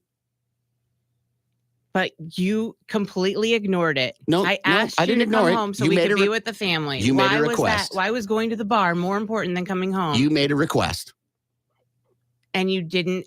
And yeah, I did. Okay. And I made a request to go out. So whose request is more important? And I did say go. You did let me? Yeah. Let me. Mm-hmm. I had no problem with you going golfing. You ain't in charge of me. When do I get to go golfing? Hold on, I gotta call Jeff Hensley. You're not in charge of me. It's true. But I don't get to go do that. Oh, then go do it. I can't. I don't have time. Then that's your fault. It's not the other person's job to tell them when to leave or come home. Now, there's a whole other conversation of be a decent human being, right? Mm-hmm. And be respectful of your partner. Absolutely. But ultimately, if your person wants to go do stupid things, you can't stop them. They'll just hide it from you. If they want to go and cheat on you with having wings, when you've agreed not to have wings, they're going to do it. They're just not going to tell you. She feels that the bar and whatever, his friends and golf was more important than her and her kids. Feels overdramatic. It feels overdramatic. That's look what who you're talking to. It feels overdramatic because it's not like anybody was injured. No. So to make the statement that they're more important, he wanted to go do something with his friends. But giving the silent treatment is overdramatic. Yeah. So that's probably how she's feeling. Yeah, that's not okay either. I'm not saying he's right, but she's not being okay either. Yeah. Stay toxic. Yeah, exactly. Listener emails. You can always email us, show@kmod.com. Tulsa's Morning Show is coming right back. The Big Mad Morning Show. Tulsa's Rock Station 97.5. I am so disappointed in you right now. You've done some things that are pretty crazy, and this might be the most disappointing thing I've ever heard you say. He was the executive producer of Cowboys and Aliens. I feel like you and I run in succession on a lot of things, but this young Sheldon thing has got me twisted. Have you ever watched an episode? I've watched enough to go, no. If I gun to my head, you got to choose one, Young Sheldon or Big Bang Theory. I'm going to choose Young Sheldon, man. No, I'm still a no. I'll pick Big Bang. Just shoot. Oh, really? Yeah. Why? Because the girl. She's so hot. Yeah, but Kaylee Cuoco. But everything else about that show negates her hotness. I can turn it down. It doesn't matter. You still got all those other dorks. Doesn't matter. David from Roseanne and, the old Sheldon. And I'm just like, yeah. Her and David are the best characters on that show. I'll give you that. But for the most part, the show is... By the way, there's some people right now just so twisted up. I didn't pick the Bazing guy or whatever. Whatever. I don't even know his name. I never watched either one of those. I find that shocking. Yeah. I pick Roseanne over either one of those. I figured you would be in that market there. Yeah. Mm-hmm. I think you're off a couple decades with Roseanne. No, or the Connors. I'll watch the Connors over. Again, I think the Connors came way late, like almost at the very end. Of the Big Bang? Of Big Bang, yeah. Okay. And the other one that she was on with John Ritter. Oh, Parents? No. Rules dating my teenage daughter, something like that. 16 rules to dating my teenage daughter or something. Yeah. Yes. Had Peggy Bundy in it as well. Yeah, I don't know that show either. Yeah, that one was good. Because she played the blonde daughter that you like from Yeah. Big Bang. She played his daughter on that. 8 Simple Rules was the Yes, name that of was it. it. And I had to check it. That was a good 16. series. That was a good 36 series. rules. It was. How many rules you need to date your teenage daughter Yeah. is, arbitrary. Infinite. This guy needed 8. I need like 32. 8. What were the rules of the show for dating the I daughter? don't think they ever said. I don't either. Oh, come I on. don't think they ever said. Come on. No, I don't think they ever did. There had to have been. There had to have been rules, right? Surely. All right. Here we go. All right. You found it. Yeah. Okay, so then it had to have been There widely actually known. were. There's a wiki here, so give me just a minute Okay. because it says something like bring her home before midnight or something like that. To me, if you name a show that, it's gotta. There better be at some point you play that out, Mm. right? Right. Smallville, the TV show Smallville took place in Smallville, right? Sure. Roseanne, it was about Roseanne, Mm. right? They had to rename it the Connors because Roseanne wasn't on it anymore. That's right. Like, you can get in here, you racist bitch. All right, so here's the rules. 8 simple rules for dating my teenage daughter. From the show. From the show. Okay. Use your hands on my daughter and you'll lose them after. That's rule number 1. John Ritter is hardly that guy. Right? Really? He might be the nicest character ever on any show, ever. But that's what they want us to believe. I think only one time he played a character that was really bad, evil. Okay. He mostly was the good golly G guy. Wow, even on Problem Child, he was Yeah. a good. Yeah. He was like, he could have been on the SNL. Like he was a, what do they call it when a comedian, they like hurt themselves and stuff like that? He's that type of comedian. Okay. Like Chris Farley was, Chris where Farley, he'd fall over on tables and it wouldn't bother him any at all. Yeah. But that's what they want you to believe. Maybe deep down inside, he's really just a mean Sure, asshole. who he is off screen is, but we're talking about in the character. Well, that's what I'm talking about. The character is like, oh, we're such a nice guy or whatever, 99% of the time, but you get that 1% that's never shown. But it's kind of like when Kevin Hart threatens you, you go, come on, man. Yeah. You don't know he's this badass muscle guy. Right. Right? All right. So number 2, you make her cry, I make you cry. Again, not on brand with John Ritter. Number 3, safe sex is a myth. Anything you try will be hazardous to your health. That's just bad parenting. That's just, they're going to have sex, right? So now you're turning them away from practicing safe sex. Right now they're going to do it just to spite you, Yeah. Dad. Well, it's not safe. He's going to raw dog it just to spite your dad. God, that word is so awesome. I hate it and love it at the same time.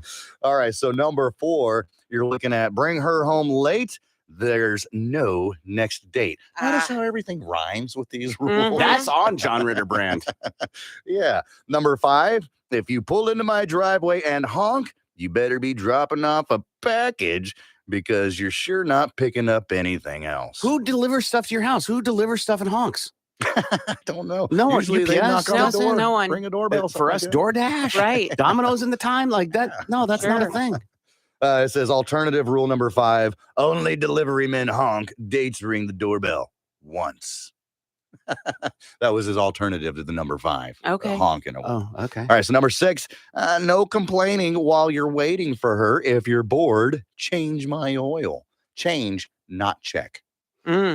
I don't know. If you know who John Ritter was, he might mean. He something did play a completely little different. Fruity Fruit on Three's Company. At least to Mr. Furley, Mr. Roper, he was. Right, Yeah, exactly. Yeah. Number 7, if your pants hang off your hips, I'll gladly secure them with my staple gun. What Yes. a dick. Assault. Right. Yeah. Again, not on brand for Nope, John Ritter. not at all. And lastly here, number 8 for 8 simple rules of dating my teenage daughter. Dates must be in crowded public places. You want romance, read a book. I like it. Again, that might be the most on brand of all of them. Yeah. For John Ritter. Yeah. I had to look up whether or not John Ritter ever played a bad guy. And the only one I found was his role.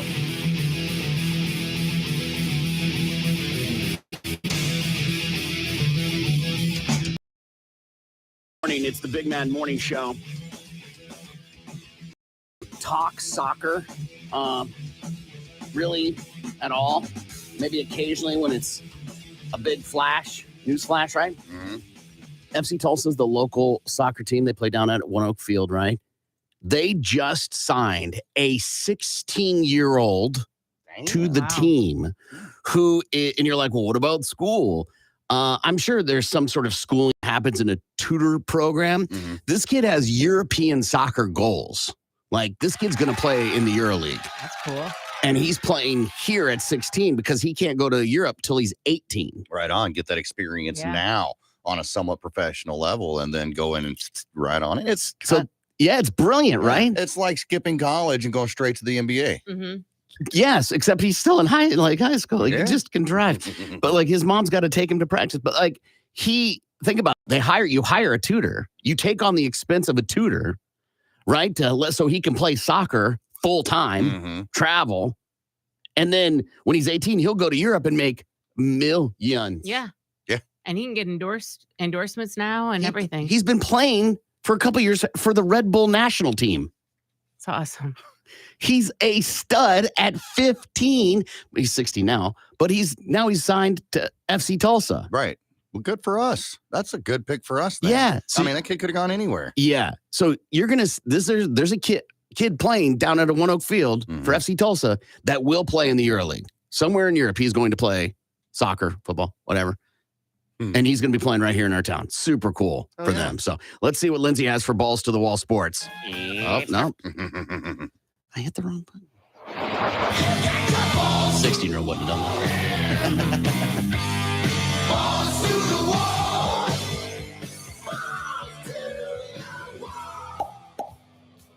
The Bills are adding a former Patriots running back to their roster. ESPN reports Buffalo and Damian Harris have reached an agreement on a one-year deal. Harris comes off a season where he rushed for 462 yards and 3 touchdowns.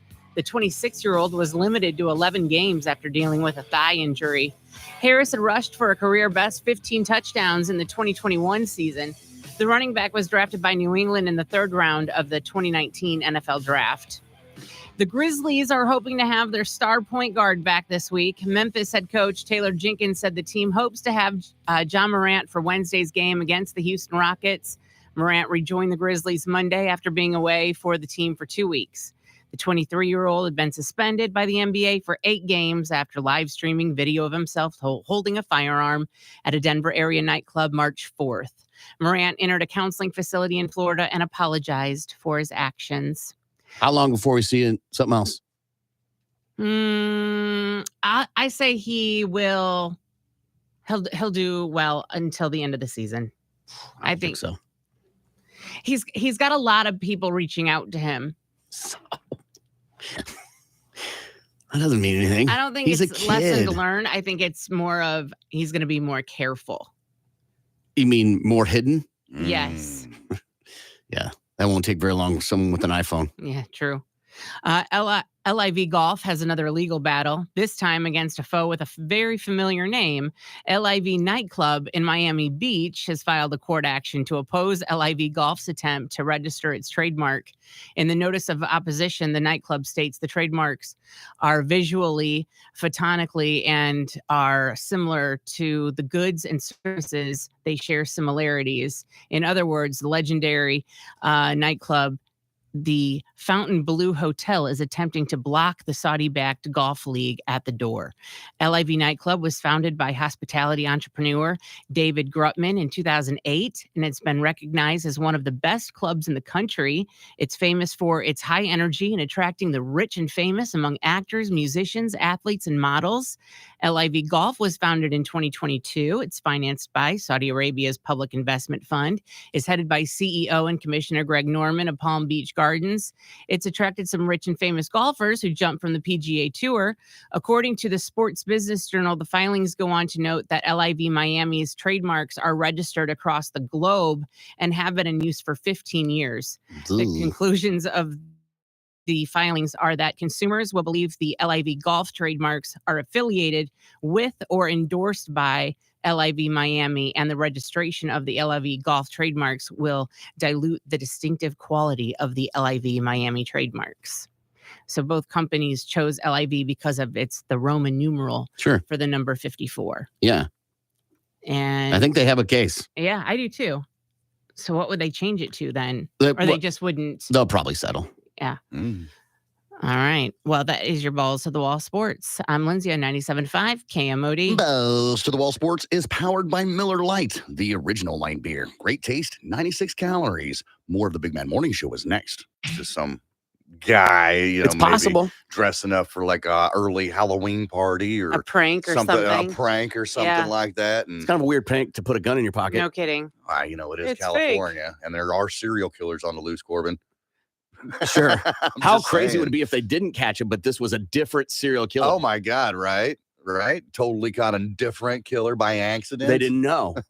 Meanwhile, you still got this guy over here. Right. So we'll find out in the next couple of weeks. Right. They have to quell nervousness. Mm-hmm. So can you, they would have to come out and go, we didn't get him. This isn't the guy. Dude. Oh my God. Poof. People would lose their ass. Oh yeah. They would get overly anxious. Yeah. Because just when you thought there was one roaming around, we'll come to find out now you got two of them roaming around. Or if it's and you got one and this other one's still on the loose. Well, how many goddamn serial killers are out there just roaming around? Or they announced that he can go. He can go free. Right. Yeah. What if you were wronging that guy and it was he's not a serial killer? Uh-huh. Or, oh my gosh, he is a serial killer. And you're like, I know him. We got in an argument over the rice-a-roni.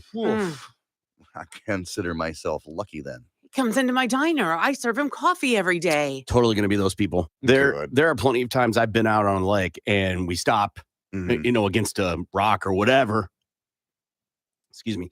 And people get out and climb and then jump while we're waiting. I'm like, you're crazy. Even just that water enema. No thanks. The water going up, that hurts. I don't Does think that that's happen? ever actually Yes. physically happened to I don't me. know if that's a thing. I've jumped off of a lot of things and into some bodies of water, but that thing's pretty well watertight. It's painful. Huh. I don't know if I've ever heard this happen. That's fascinating. Yeah. So you've jumped and received a rather substantial amount of water into your body. Yeah, it hurts. It hurts.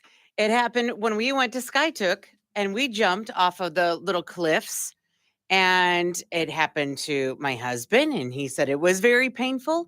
It happened to me when I jumped, and then when I landed, I got the biggest welt and bruise on the side of my leg. Well, and what all does the that way have up to do my with the hip. water? It all hurts. So hitting the water hurts. Yes. Okay, you know what an enema is, right? Yes. What is an enema? I need to hold on. Yes. What is an enema? The water entering your butt. Your butt. Yes. Okay. Because you're talking about a couple different things, and I just want to make sure we're understanding your story correctly. Because you're talking about bruises and the water hurts when you hit it. That I'll agree with 100%. Yes. But an enema, water entering your butt. That's a new story to me. I've never heard of such a thing. And you're saying you and your husband, this has happened to you. Yep. Hit the water just right. That's what happens. Are you sitting as you jump into the water right. and pushing out? You land just, yes, exactly. Yeah, but come on. Unless you're, jumping with your cheeks spread open, there ain't no way. And even then, it just ain't gonna happen. That thing's watertight for a reason. That's what it feels like. It hurts. I saw a Dallas Cowboy fan video from the other night when they lost, and he threw something, broke his TV, started punching his TV. It fell down, pulled out his gun, and started shooting the TV. Oh, my goodness. And here's the thing about all that. They still lost. It didn't change anything. No. So now you're out of television. Yeah. And you discharged a weapon in city limits. Right. Yeah. That's a charge in itself right there. You're at a friend's house. Okay. Because I know you're not a huge football fan. Yeah. But you watch football. Yeah, I'll go over there, hang out, drink some beers. Your smoke girl pot. loves Yeah, football. she loves it. Yes. I like it. And matter of fact, Gimpy initiated a text to tease me about the Chiefs game on Sunday. Yeah. Which is totally fine. I can take it. I'm fine with that. It's just unexpected coming from me. Yeah, not normal. Yeah. But still awesome. Yeah. And so I'm like, hey, come over, watch the game. Okay, bet, man. We watched the game. Yeah, we got man. beers, whatever. We're having fun. The game goes south. Patrick Mahomes chokes. Ooh, wish he did. He did. He threw that ball right at that fool, choked. too. He pushed a pass. Anyway, I digress. and he throws the interception. I chuck my beer at the TV. I start punching the TV. You don't even know I'm packing. I pull out my gun and start shooting the TV. And I yell, son of a bitch. Yeah. What's my next Is it plan of safe action? to say you probably will not come back over to watch a football game at my house? I'm definitely. Well, I might. Oh, shoot.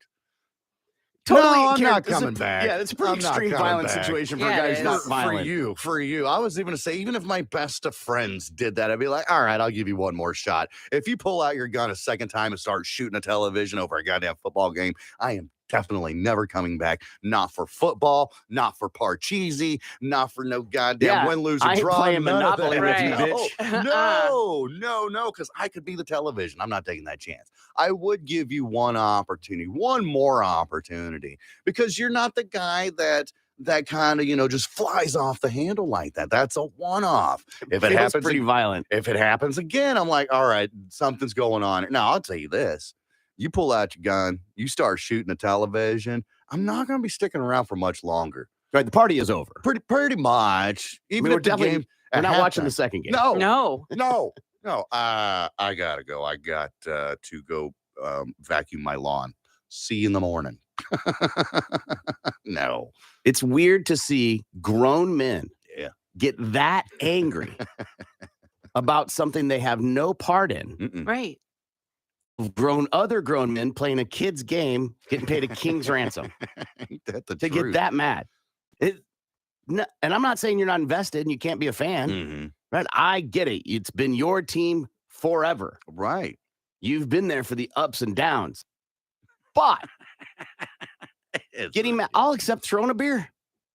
Sure. That I'm like, emotions get the best of you. Yeah, heat of the moment. Sure, why not? You threw a beer, walked 10 feet, punched a television multiple times. Then it fell. You then made a movement towards your waist, knowing what was there. Right. Unholstered. Uh-huh. Or unwaistbanded, I guess. Right. And then fired not once, not twice, not 3 times, multiple shots. You had plenty of chances as an adult to control your emotions. Yeah. There is no way this individual that I saw in that video does not beat his wife. Oh, Exactly. Has to, man. That is, your ass is out of here. Go stay in a hotel. I think, okay, I love your thought. When do you do that? When do you tell him to leave? Oh, as soon as he punches the TV, what are you thinking? So you're going to try and yell at him while he's shooting the television?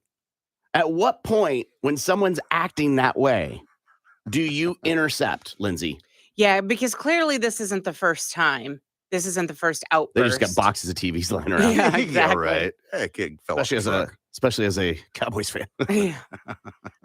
Yeah, this clearly wasn't the first time. So before that's happened, you would do it. We're talking about this instant. No, we're talking about this instance. Okay, he punches the TV. He shoots it. At what point do you engage with him and say, "We're done. You're out of here"? Is she a friend or is she the old lady? Old lady. Okay. All right. I like that. I suppose after he empties his rounds of the gun, I think that's a bad call. it would have to be after. I think that's a bad call. That's like telling somebody who's amped up to calm down. Right. It just ain't going to work. It ain't going to work because you know what's going to happen? Chances are he's going to go reload, either grab another magazine or grab the box of ammo and reload the one that he just emptied and then take it out on you. Yeah. I'm good on that. Or use his fist or whatever. Yeah, I'm good on that. If I was the old lady in the situation, I'd just grab me and my 5 kids and I'd go stay in a hotel somewhere. And then let him sit in there, be drunk AF as he is, let him look at his beat up, shot at television, and let reality sit in and sink in of what he's actually done. Let him go to bed. Let him wake up sober. See the TV again. See the TV again with the bullet holes in the television and probably in the walls. And then we'll figure it out from there. Be like, listen, bro, you shot the television. How do I know that me, Miguel, Vera, and the rest of them are all, he's Cowboys fan, so I'm just assuming. But how do we know that we're not next? I'm not going to take this chance. Do you call the police? Oh, this is the next day? Whenever. You're at my house, that happens. Do you call the police? You'd leave before you call the police. On your way out? Yeah, on the way out the door, like in the driveway, driving away. You know, if it was one of those, all right, he just got done shooting the television. I think this is my moment where I can leave. Like he's in the bathroom taking a whiz, right? Because he's been you wait for your all that. moment to Wait for your moment, and then you go ahead and you skedaddle on out of there, and you call the police and let them come over to the house and deal with it. And then you got to go to the house the next day, and then you got to see the TV on the ground with bullet holes in it. And then remember. Yeah. And then you change the locks. Yeah. I think you definitely wait the next day. Calling the police feels like that makes sense. It does. It does. You fire a weapon within my proximity, I feel like I've got to call the police because that's not normal behavior. Yeah. But I love the idea of letting him marinate in it. You sit here and think about what you've done. You don't even need to say that, right? Right? Right. That's like telling a fat person they're fat. They own mirrors. Like, you come in. Not the TV. Yeah. Son of a.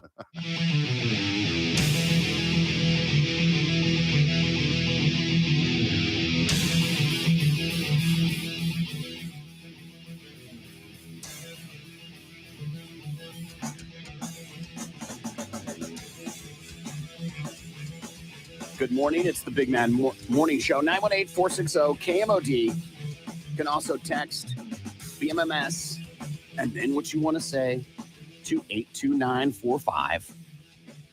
Good morning, Lindsay. Good morning. Our 50th anniversary concert is right around the corner with Shinedown and 3 Days Grace, April 24th at the BOK Center. Get your tickets online, bokcenter.com.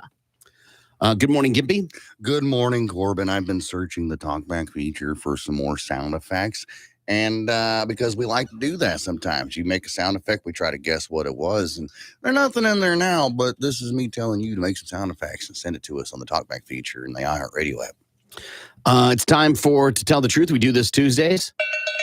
Time to tell the truth. This is your opportunity to ask anything you want. Just remember, keep it clean. No bodily fluids, nothing sexual, and don't forget, we can and will pass on a question. Let's open up the phone lines. Here's Corbin and the gang with all the truth you're going to need. 918-460-KMOD, or you can text your question, BMMS, and whatever that question is, to the phone number 82945. All right, you have a gun to your head, and you have to recite one song perfectly to survive.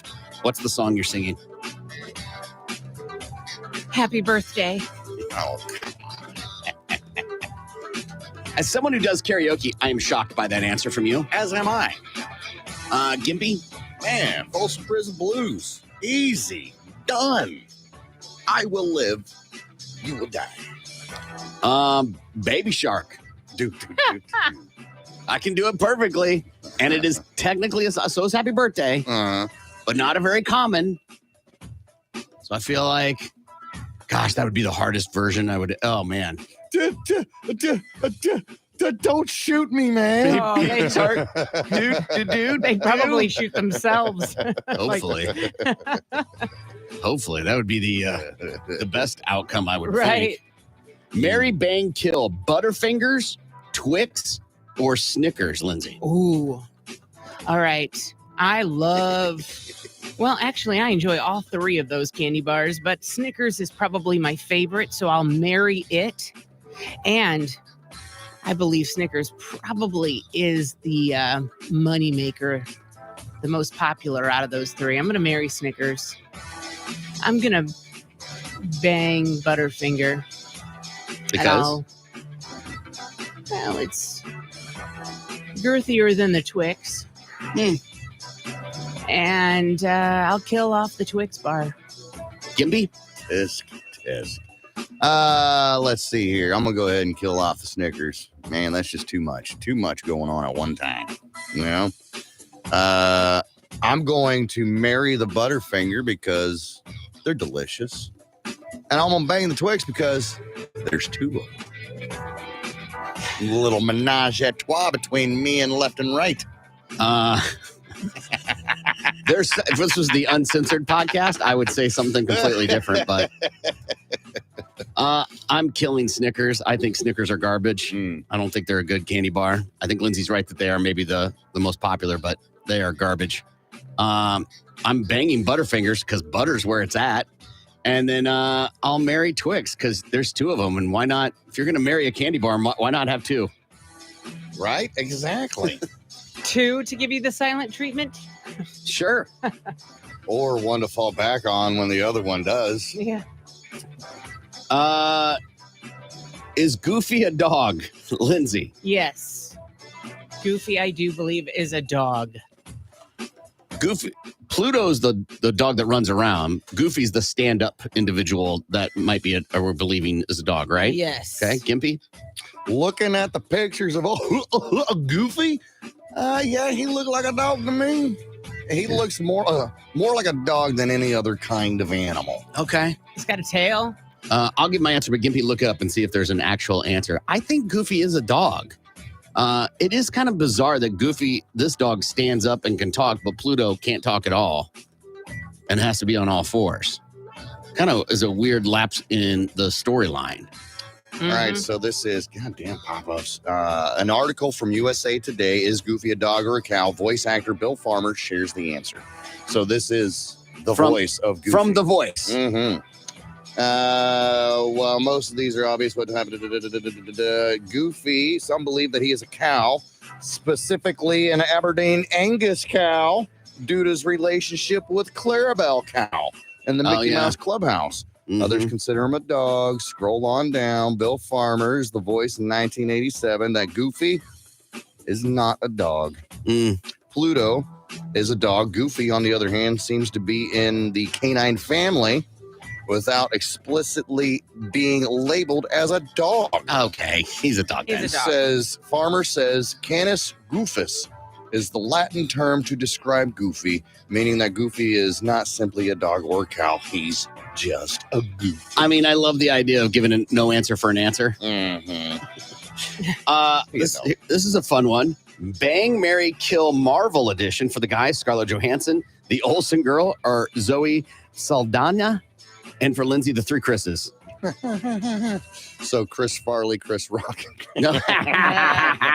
Chris Pine, Chris Hemsworth, and Chris Evans. Pratt. Oh. Right? I don't know. Okay. All 4 of those Chris's, though, are Marvel guys, I believe. Well, which ones are the Marvel guys? There's Thor, right? Yeah, you were right. Evans, Hemsworth, Pratt. Okay. Evans. Which one's Evans? Chris Pine, too. Yeah, they're all. There's a lot, more than 3. Yeah. I think it doesn't matter, Lindsay. Okay, I'm going to bang Thor, Chris Hemsworth. Okay. I'm going to marry Pratt because he's hilarious and good looking and worth a lot of money.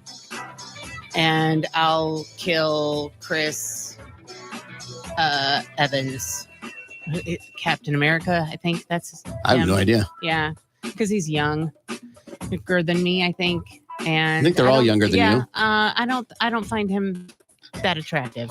Gimpy, you're doing the female version. Scarlett Johansson, the Olsen girl, or Zoe Saldana. Elizabeth Olsen is her name. Get it right. I want to kill off Zoe Saldana. She's just not that attractive to me. I am not attracted to that at all whatsoever. So why would I want to bang or even marry that at all whatsoever? So goodbye, Zoe. That leaves Scarlett Johansson or Elizabeth Olsen. I say, let's go ahead and bang it out with Scarlett Johansson. Why not? She is my least favorite of the 2 options that are left. Okay.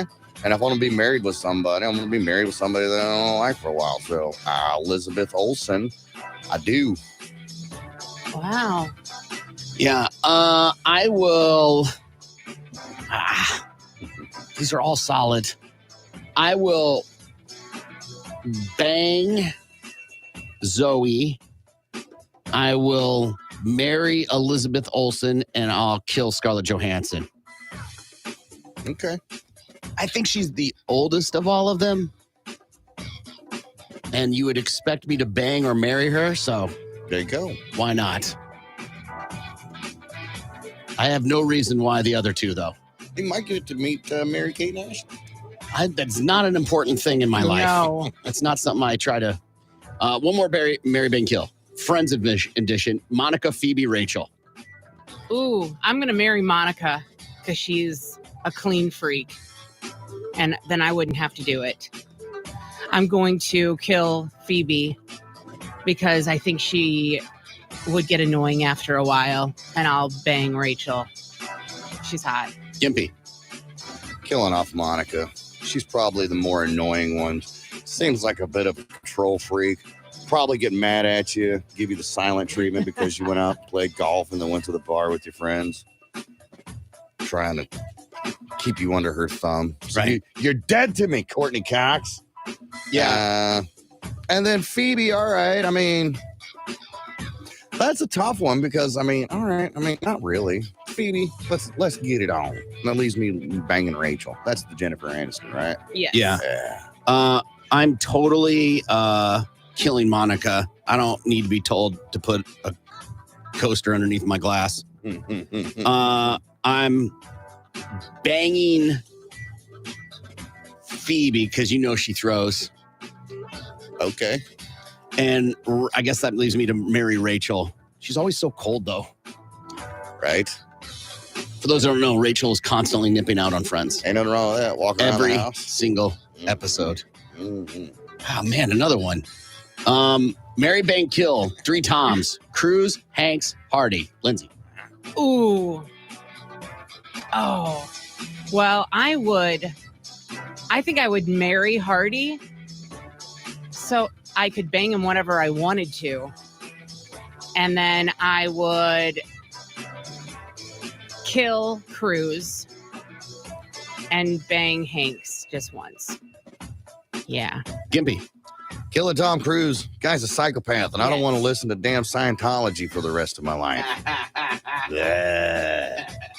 I won't marry Tom Hanks. Seems like the most genuine type of person, been around. He's more accomplished, I think, than any of the other 3. It might be a close tie between him and Tom Cruise, but I feel he's more accomplished than Tom Cruise. And that leaves me having gay sex with Tom Hardy. So there you go. Yeah, I'm marrying Tom Cruise. Man's worth $600 million. I don't have to like him. I guess that leaves me killing America's dad, Tom Hanks. And I am totally having sex with Tom Hardy. Have you seen the pictures of him with pit bulls? They are adorable. I'm just being honest. Look up Tom Hardy pit bulls. Adorable. Shows me the musician Pitbull. I mean, it might. I don't know. I don't know. It's literally pictures of him holding pit bulls, and it is adorbs. Since The Last of Us is on hiatus at the moment, what shows are you looking forward to right now, Lindsay? The new season of Love is Blind on Netflix. That starts in, I think, 3 or 4 days. I know it starts this month. Is that it? That's the one. Okay, Gimpy? Guess I'm looking forward to Yellowstone coming back, whenever that is, in 1923. I don't know if that's coming back, or are they just going to move on to the next? I don't know. Succession. It starts in a couple days. I love that show on HBO. It's the last season, so I'm fully expecting the dad to die. Okay. So that's the show that I'm looking forward to.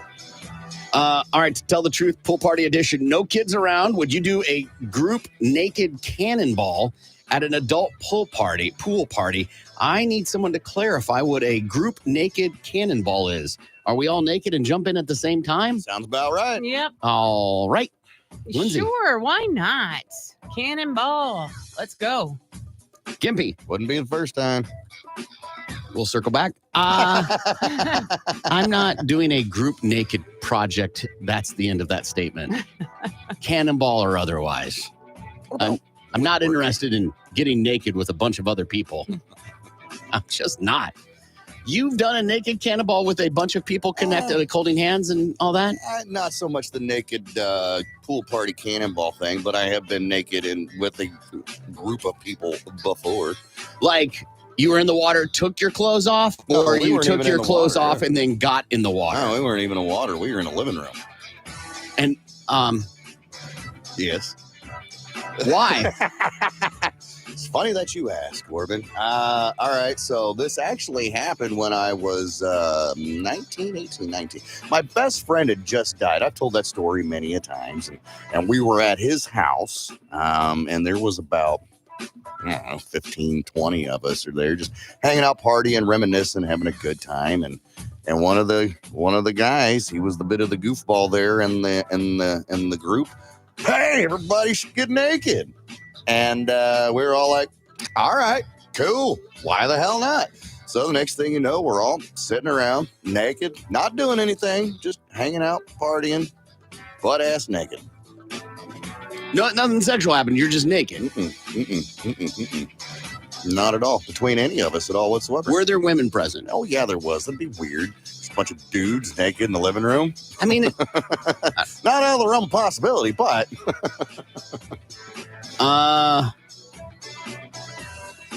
who would stay alive between the three of you longer in a zombie apocalypse? Lindsay. I don't know who would stay alive longer. I'm going to guess me. That's the question. I'm going to guess me because I'm going to be with my husband, and I think he knows exactly. He's got the right arsenal, and the right game plan to survive a zombie apocalypse. I went. It was the three of us together. That's I didn't kinda go. That's where I was at too. Yeah. The three of us. What's the game, Lindsay? If we're together. Sure, I'll say me because I would hope that you guys would protect the female of the group. Why? Because why not? Because you guys are gentlemen. I'm just being honest. I ain't holding doors in a zombie apocalypse. True statement. Might even push you down. Gimpy. I'm going to say myself. All right. I feel like Lindsay would probably hold on tight, right? But eventually I'm like, I'm not dealing with this. Bye. And then I'm going to go and just be on my own. I'm going with Lindsay only because Gimpy and I would be trying to kill zombies and she'd be in the back not doing anything. That's fair. I like this one. If you could play Truth or Dare with the other two of the morning show, what's a dare you ask each one? So we're the three of us are playing Truth or Dare. What is a dare you ask one of us or each of us? Yeah. Boy, it'd be tough to come up with something that Gimpy wouldn't do, you know? Oh, I got it. I got it. I dare you to... I'll wait, because we may don't be on ruin the it. same Don't ruin it. Boy, I dare you to not smoke a cigarette for 24 hours. That's a tough one. It would be. I think you'd have to change to ingest. You can't. Because Yeah. he'll eat one. He'll eat one. Oh, ingest nicotine for like that. I like 24 that. hours. That is quite the riveting dare you have there, Lindsay. Right. I think we would get punished for that, but yes. Okay, Yeah. I'm on board. All right. Okay, what's mine? I dare you to not clean up anything for at least 12 hours. How come I got to go 24 That's easy. and he's got to go 12? For real. That's easy. He could do that sleeping. I don't know. I could easy. Not pick up a dirty plate. Yeah. Easy. Not a blanket. 24 hours? Done. All right, Gimpy, your turn. I'm going to ask Lindsay to not talk about her old man and kids for 24 hours straight. You Easy. proud mama bear. Corbin, you're getting naked in a large crowd of people. A cannonball in a pool. Either way. Cannonball. Either way. Well played, sir. Well played. Gimpy has to be friendly with his first baby mama for 7 days straight and buy her romantic gifts. Oh, hell no. Oh, romantic gifts. What's the question for the truth here? That's the dare. You have to make her feel like you want to be back. Can I just get naked in front of a large crowd of people? Yeah. I was going to go with share your emotions. No, but yeah, that's a good one too. I want pain inflicted. You were all proud of getting me naked, man. You didn't even see what was about to happen. You got me. I feel like I won on that one. And for Lindsay, I want her dare to be not talk about eating wild game for 30 days. Wow. Okay. All I right. feel like you do a lot. I just tried to pick some. I couldn't do anything else. Lindsay, you got to dare okay, yeah, that's nobody's gonna know that. You got to dare Corbin to lick a doorknob. Nobody picked okra. Oh, yeah. Corbin, pound of okra. I am not pounding okra. Sure you can. Why not? Corbin totally staying alive longer. Gimpy too reckless. Lindsay inexperienced. Corbin's probably a prepper. No. I think and honestly, it would go down the way of we'd be trying to do something. And Lindsay's like putting her hands on our back. Right. Pushing you forward. Yes. Go. Kill those zombies. All right, we'll take a break. We'll be back. Tulsa's Morning Show continues next. The Big Mad Morning Show on Tulsa's Rock Station 97.5. It ain't happening. You got haircuts. Right. You got doctor's appointments. You got that Zoom meeting. Well, I mean, there's a lot that can go into it. One, it could be a different person every day. Sure. Right. And it doesn't matter what you're doing. Let's just say you're getting your haircut at 2:00 and it's time for your ass kicking. Well, you're getting your ass kicking in the middle of your haircut, or you're going to have to pause to get your ass kicking and then go back to your haircut. I'm not saying me have the haircut. I'm saying people, life happens, right? Okay. And then what if the guy that, let's just say it's one person and he does it for like 5 years and then he gets hit by a car and dies. Like, then what? Do you have an open call? Right? Let's say it's volunteer and people are like, well, I want to kick Corbin's ass. Great. That's going to work good for about the first year or so. And then people are like, okay. And maybe people are going to show up and watch. And then after a while, like, all right, enough's enough. Yeah. Right? So I feel like the ass kicking is the pick. However, what if the ass kicking is so bad that one day you're getting your ass kicked and it causes internal bleeding and you don't even know it, and then you end up dying from the ass Well, kicking? then your ass beating is done because it's for the rest of your life. Yeah, and they're going to jail for murder at that point. But you're dead. So will they be. And insurance premium. Come on. It's all good. Right? To me, there's just too much logistics with the ass kicking every day. And you're going to go to jail and get your ass kicked every day. True statement. Maybe not. There's a good chance you're going to have to change who you are as an individual to go to jail for 2 years. You're going to have to jeopardize your virtues. Either way, something is happening with your ass. If you've heard me talk about jacuzzis, butt soup. Yeah, you're not a fan. They're disgusting. Well, the CDC has issued a statement about them because of the high infection bacteria that is in public jacuzzis. E. coli, lots of vowels and stuff in these words that I'm not going to say. Pathogens can cause gut infections, diarrhea, septicemia, skin infections, urinary tract infections, Legionnaire's disease. Legionella bacteria are particularly found in water droplets within the hot tub steam, and inhaling them the contained steam can lead to development of life-threatening pneumonia.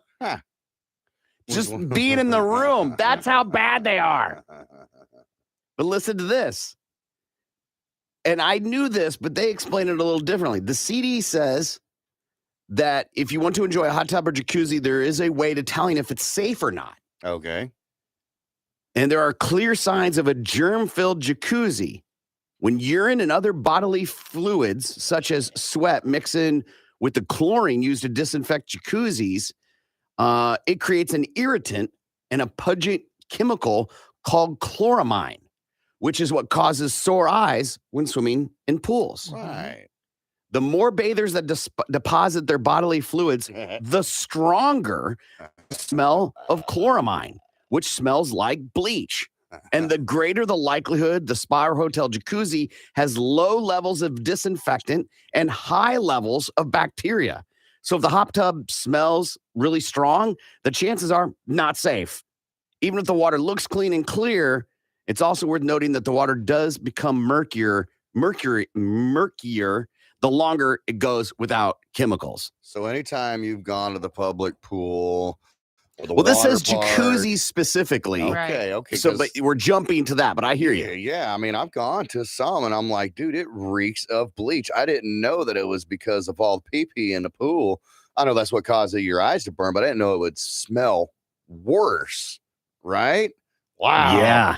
Wow. That's interesting. Yeah. So like my family went to Great Wolf Lodge last year. If you've ever been there, it is like you're getting LASIK. That's how strong it is. Yeah. Right. It's horrible. Yeah. How many kids are around? Yeah. Yeah, dirty ass Yeah. kids. And you multiply, let's just take half those people have bubble guts. Yeah. And if that feel like I'm being dramatic, let's just go with a quarter. Right. Right. Just because they got the Bee Gees doesn't mean that they're, they're pooping in the pool, but they be tooting it up. They be making their own jacuzzi, and that's leaving particles floating around. Not everybody has a bidet. And as you go under the water, you splash it all out. You got some in your mouth. Right. Yeah. Look, I'm a fountain. Or it's in your beard, and then you go to eat some of those delicious French fries. Yeah. Got it on your hands. You start licking your fingers afterwards. Gross. I love useless information. Oh, yeah. I'm constantly on the hunt for it. And the amount of useless things I cultivate and put to the side and never use is endless. And then when it's time to recall it, I'm like, I know a thing. So these are some of those. I don't know. Have you ever been to the park and fed the ducks or the geese or whatever? Yeah. What do you take? Bread, crackers, Bread, or right? whatever. Yeah, whatever's left over in the pantry about to expire. Sour cream and onion chips or bugles or whatever. Well, apparently giving bread to ducks is really bad for them because it ruins their digestive system. Yeah. So you're killing ducks. Like, I don't care. So now when you go and you see that, just laugh that those people are killing ducks. So this one's a little deep, so bear with me. Control, Shift, and T will restore an accidentally closed tab. So if you've ever been on your computer and a tab closes, Control, Shift, and T will bring that tab back. Well, that's fun. And Control, Alt, Shift, T will bring back a window you accidentally closed. That's a lot to be pressing at one time. For you, yes. Hey. Yeah, I'm just saying. Well, that's fun to know because there's been plenty of times that I'll be buzzing around and accidentally hit the X button and it closes everything. And I'm like, God damn it. Yeah. I got to start all over again. Okay. Control Shift T. Yeah. I mean, if you close the program, you're probably out of luck. But this one I learned not too long ago. But antiperspirant and deodorant are not the same thing. Antiperspirant stops you from sweating. Deodorant covers up the smell of sweating. Yeah. Which do you prefer? I don't wear it. At all? You Mr. Sneaky Pits all day, every day, huh? I mean, I don't stink. Okay. I guess it helps to do something. I don't stink. Even after when you're rolling around. No, I mean, if I'm like doing yard work or, sweating it up, yes, of course. I have to put deodorant on every day. And if I don't, because there's been times that I forget, I've had to go and buy a small little travel size stick for here because I'm like, I feel weird. I feel weird without any on. And then I feel like I can smell it. Do you shave your armpit hair? I trim. I don't shave. Right. Yeah. I don't shave bald down like a lady or whatever. But yeah, I knock that stuff down. But yeah, that seems to be a trend nowadays where ladies are letting it grow out like man length armpit hairs and like dyeing it or just letting it be. Dyeing it. And I find that the most disgusting thing ever. I don't think that's common. I don't think it is either. I think maybe it's like a handful of people. Okay. Some people are doing it. I didn't learn until like in my 40s to trim my armpit hair. Oh, absolutely. You have to. You get all poking out like you got buckwheat in a headlock. No one ever told me. Or shave down yonder. I've talked about that. Trim that as well. You stinking ass. Yeah, it looks like an abandoned house. Yeah.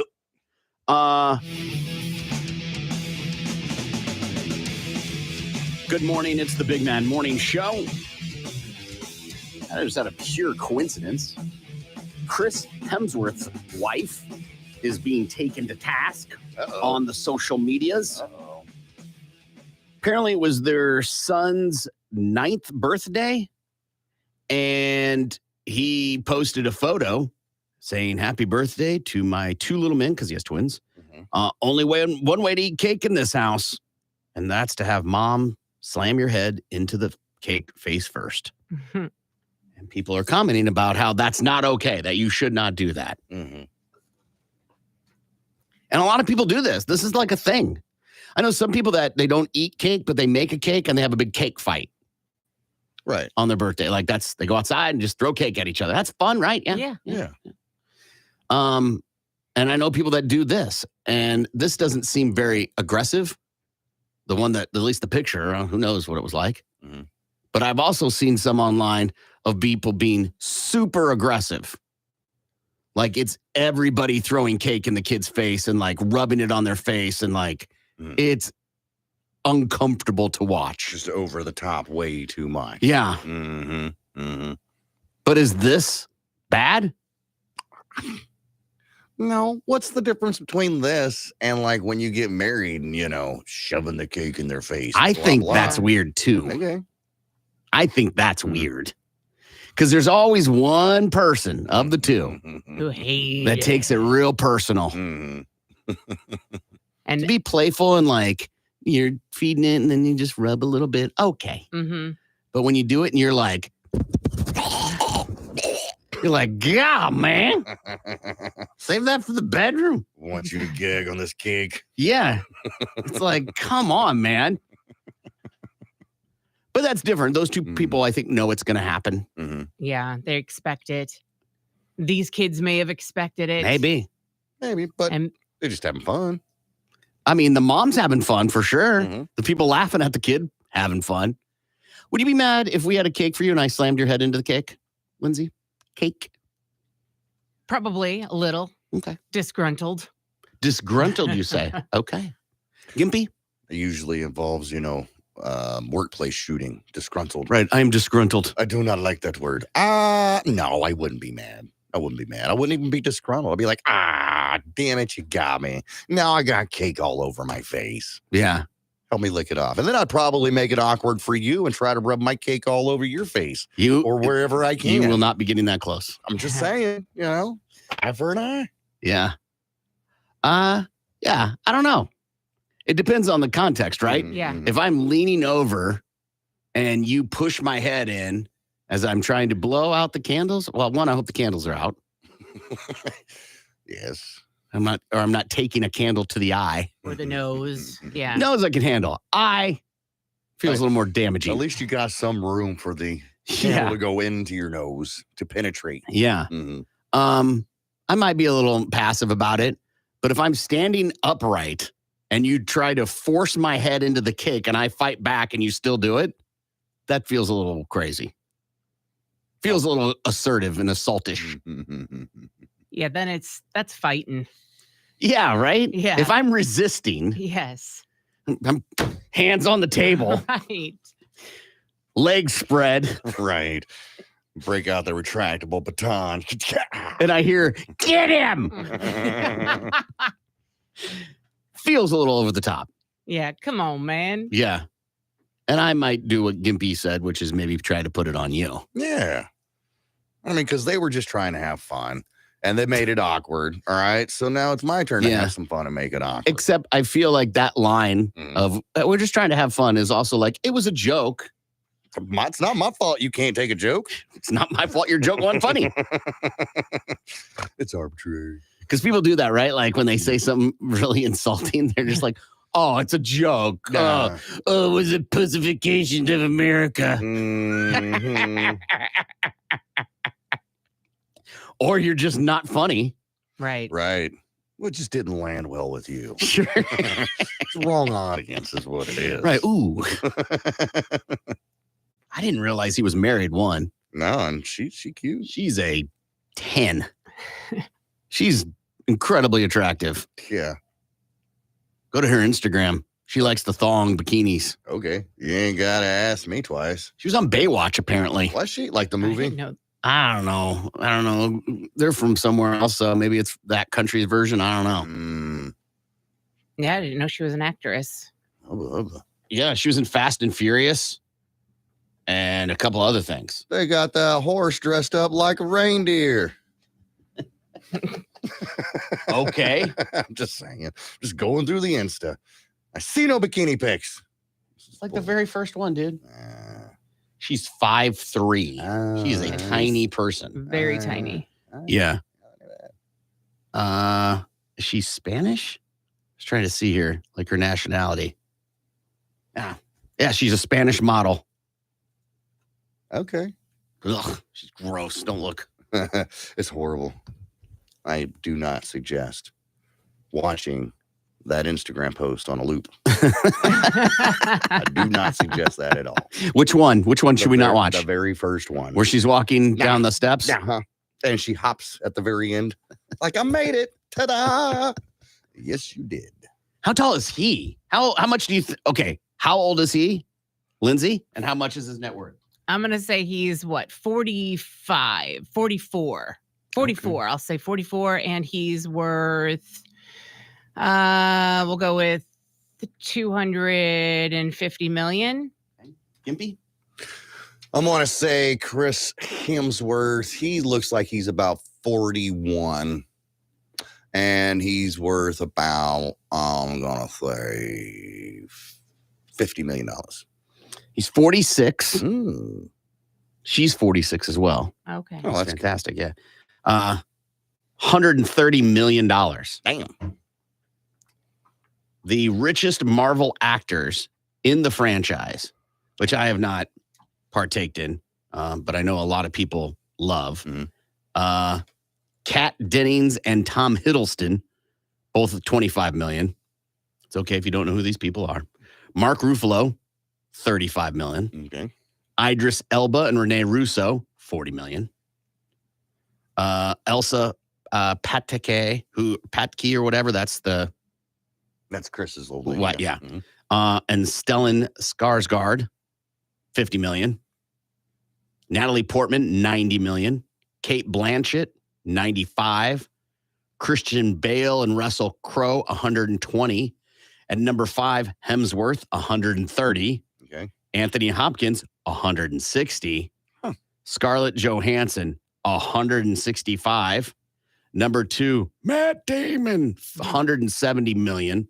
And Samuel Jackson at number 1 with $250 million. But that's all net worth, right? That's not, Marvel earnings, right? Right. Of course, Sam Jackson would be at the top. He's been around it longer than anybody else. I mean, Anthony Hopkins has been around a long time. Yeah.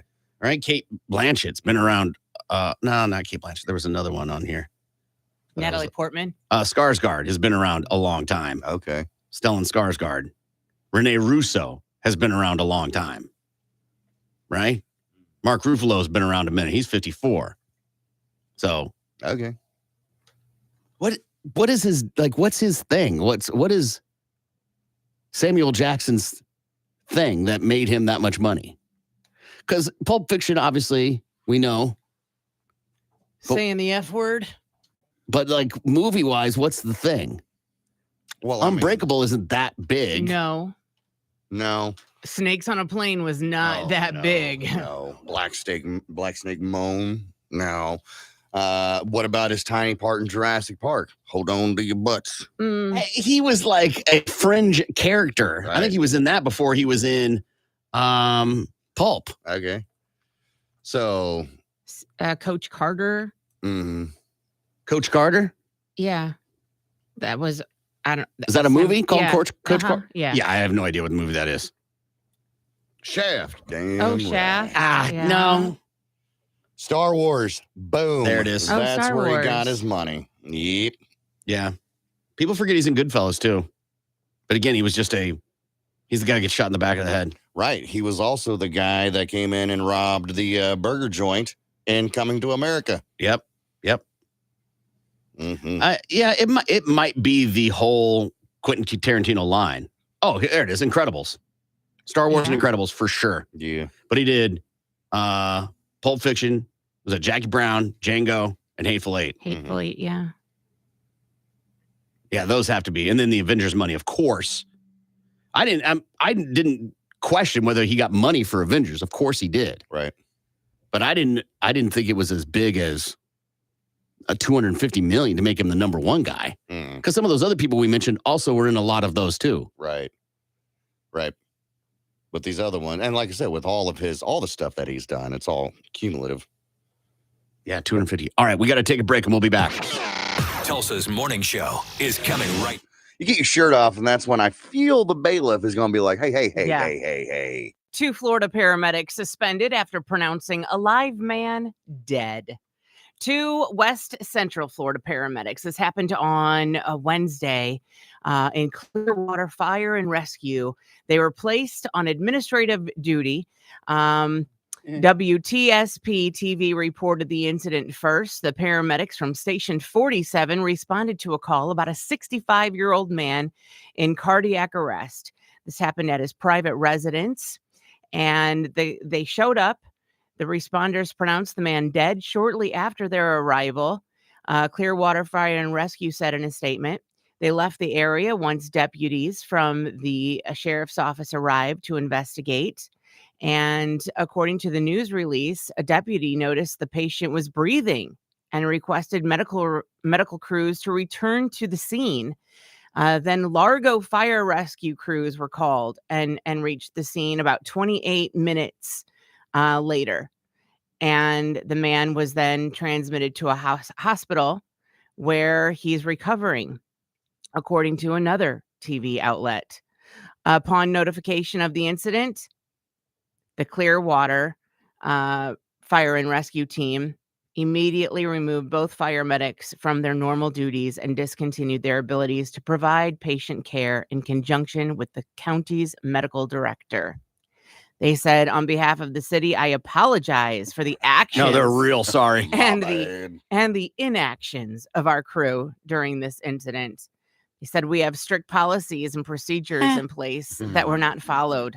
According to our preliminary review, these 2 did not perform to the standard of care that our citizens expect and deserve. They have to say that. They can't say they did everything according to code.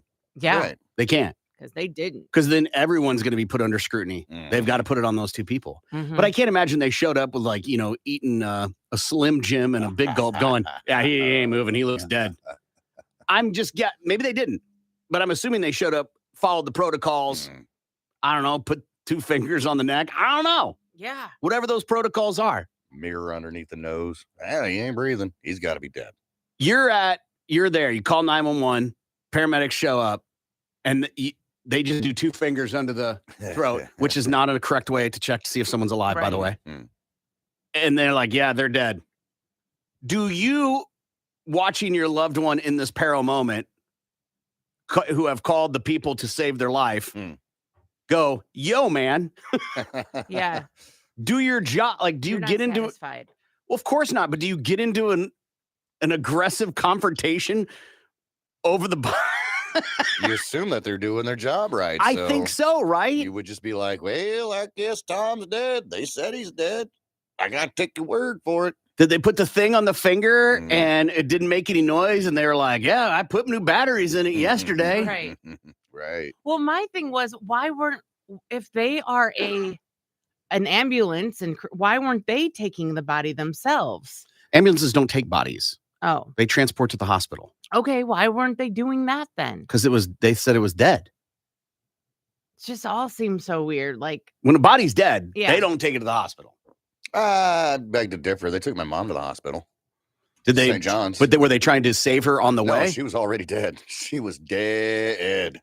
The 2 experiences. Dead. The 2 experiences that I have had with dead people who have died in the home. Yeah. The ambulance comes. They don't take the body. Yeah, when my mom died, I got the calls. We was on 21st, and they lived on 21st and Sheridan. Anyhow, so I get to the house, and the ambulance is backed up in the driveway, and they got her on the gurney, putting her in the back of the ambulance, taking her to the hospital. She's already pronounced dead. It feels like an extra trip to take them to the hospital. I don't know. well, that's where the morgue Is not at the hospital. The hospital has a morgue. Yeah. I don't know. I don't know how it works out. Yeah. I did the same thing with my dad, too. My dad died at the house, and they picked him up, took him to the hospital, and that's where we got to say our final goodbyes. Yeah, So, and I don't know. It's like, do you check? Maybe they check the ID. It's like, are they a organ donor? Maybe that's why you take the body to the hospital. I don't know. Okay. I don't know how that works out. And so, again, I'm not an EMT. So, Mhm. like, you're an EMT, they die, you go, all right, where's their wallet? I got to check their ID to see if they're an organ donor. How does that work? I don't know. Yeah, I think you let the people at the hospital deal with it. You know, like, we're just here to drop the body off. Y'all figure it out. And is there a code like they call in? Like, do they do lights if they're taking a dead body to the hospital? Do they run code to the hospital? Right, lights and sirens and the whole nine. Yeah. I would think not. It's Probably not an not. emergency. Right. Exactly. But if they're an organ donor, time is of the essence on those things. Uh-huh. Right. They have a shelf life. Man busted with a ton of child porn. So police in Florida. Was he a cross-dresser? You should see the mugshot. It's a doozy.